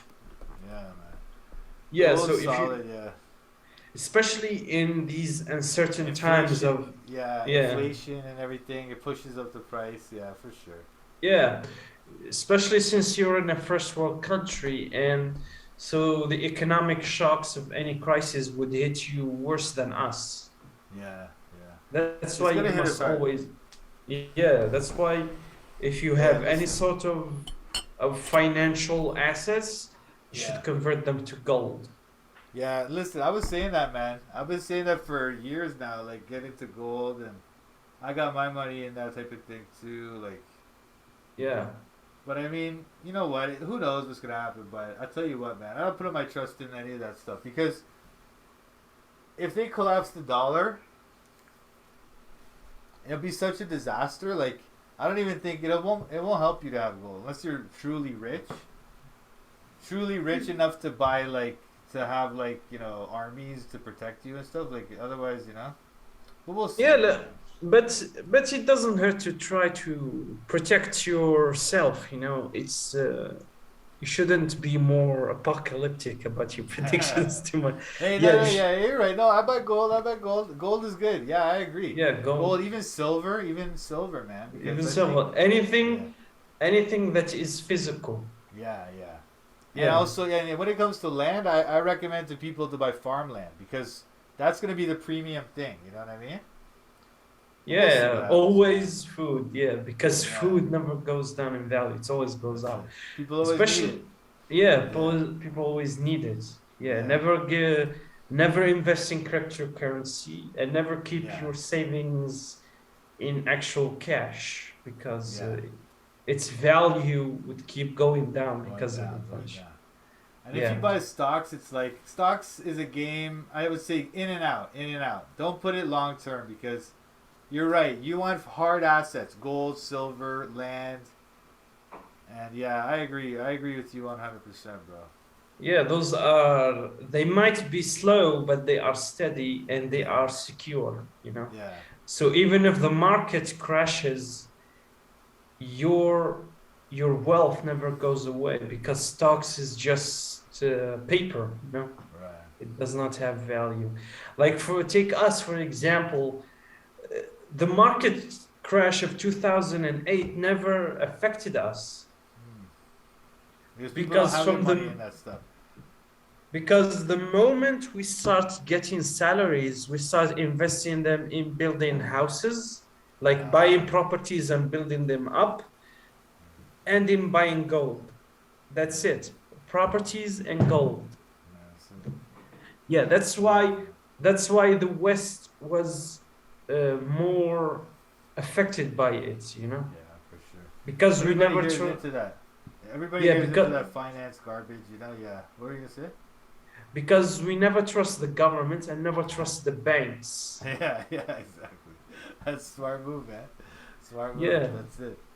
That's it. especially if you're a Christian. I mean, no matter what denomination you follow in Christianity, they also have these kinds of guidelines to protect yourself from these kinds of things, whether they are social or economical. Like, if I'm not mistaken, usury is forbidden in Christianity, is it not? The Catholics have this thing. Protestants moved away from that. It's not. It's not supposed to be. It's supposed to be like what the Bible teaches is that usury is okay, but it's not supposed to be used against the poor and stuff. Like the way that these, like here in the West, you have a lot of these payday loans for poor people and stuff, and they have these high interest rates and stuff like that, right? So they use debt to control the poor people, and in the same way that the third world is controlled with their debt as well, right? Like it's a system that No, the no. Bible teaches against. I But yeah, thought, I usually, thought, I thought it was completely banned in Christianity. nah. Well, the Catholics do. The Catholics do, but I would say they misread the Bible on that. The Bible doesn't say that usury itself is wrong, but that it's wrong to use it in a way that oppresses the poor. You know what I'm trying to say? Whereas a rich person, or if a regular person just wants to borrow money so they can build a house or whatever, there's Yeah. nothing wrong with charging them interest. But when the people use it against the poor needs money to borrow for his, because he's not getting his paycheck or whatever, and then you charge him high interest and he can never pay you back and he's stuck. That's wrong. But what were you gonna say? The Jews also forbid usury, but only between themselves. Only between themselves, yeah. And that again, like they'll say it's okay as long as it's not you're using it against poor people and stuff. You know what I No, mean? no. In their case, it's totally forbidden between two Jewish people, but not Yeah. against Gentiles. Ah. No matter But your that's not in intention. the Bible though. That's in the Talmud probably or something like that. You know what I mean? Yeah, yeah, but the Jews do not practice it between themselves at all. Interesting. The Wow. ones that are actually religious, they Yeah. forbid it between themselves. It's considered the high sin. To us, it's completely, whether it's between us or others, it's completely forbidden. Yeah. But they Yeah. have something, right? Like the Muslims have something like that, right? Oh, what do they Who? call that thing? You know, the Muslims have this thing where they send the money overseas, like, but it's like they don't really send the money. They have a guy here. Like, they'll have a guy in Algeria. Oh, the Hawala. Oh, Talking Hawala, about yeah, but there's some lending with that too, right? Isn't there or something, or how does that work? no. That's It's just sending money. so we pay him a fee in exchange for transferring the money. That's all. Yeah. Okay. Because it doesn't have anything to do with usury. It's just that if we try to send it by the bank would take a huge percent out of it. Like Yeah. the bank would demand a huge fee. Yeah. So we send it by another guy we know. Yeah. It's mostly a friend. So Yeah. you tell, here is $200. Send $200 to my cousin, etc. Sometimes he does not take any sort of fee, especially if Sure. he's a friend, Sure. But there's some Yeah. big ones too, right? Like Those that's why ones, it's like. yeah, I sorry, know. go ahead. I understand what you're trying to tell me. The ones you are talking about are the ones used by gangs and huge businessmen that try to trade in corrupt money. Yeah. Ultimately, Hawala is run by gangs, but at the bottom of it, it's only normal people like you and me who are trying to send their money to their families so that they can live. Right. You know. Okay. Yeah. Yeah. Ultimately, it's a tool you created by bad people, but mostly it's a tool of need. Like if the banks were not so greedy, I'm not talking about Western banks, but our banks, the national local banks, they try to take advantage of us. So the people took another road. Yeah. But there is no usury in it, and there is no anything relating to usury. Basically, I tell you to send me $200. You tell me, okay, for me to do this operation, give me $10. Like that, a small fee, like minuscule. Sure, yeah. It's not a loan. Yeah, not It's a loan. merely Yeah, taking money from one. That's good. Yeah. Now in here in like Indians have stuff like that too, right? So Always, what? everyone is everywhere. Everyone has it. Yeah, Everyone Africans has have it. Like Black Africans, like yeah. Like, but I was gonna say like there's this one I went to in Scarborough here.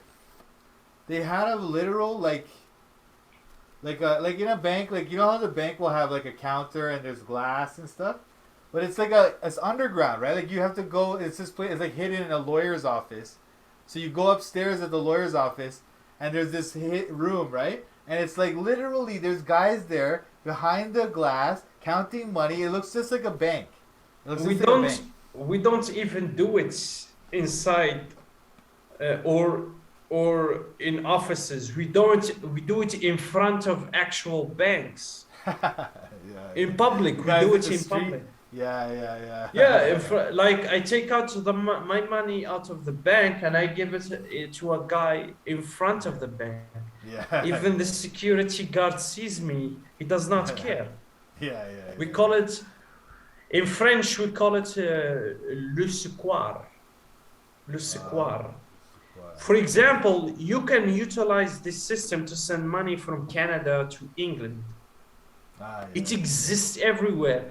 And it's not just controlled by us. It's used by literally every country in every culture. Yeah. Wow.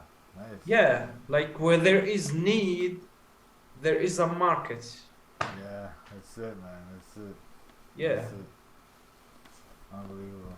Anyway, sorry, man. Listen, I gotta wrap it up, but it's so good talking to you, bro. Like honestly. Yeah, definitely. Well, come on again. We'll talk again, right? But Definitely, anytime. Awesome. Thanks so much, Fouz. But you know what? Let me wrap up the show and I'll talk to you for 1 minute. Okay, hold on a second. Okay. So thanks for watching the Toronto Bible Study Podcast. This has been our guest, Fouzi Challa of Algeria. Thanks. All right.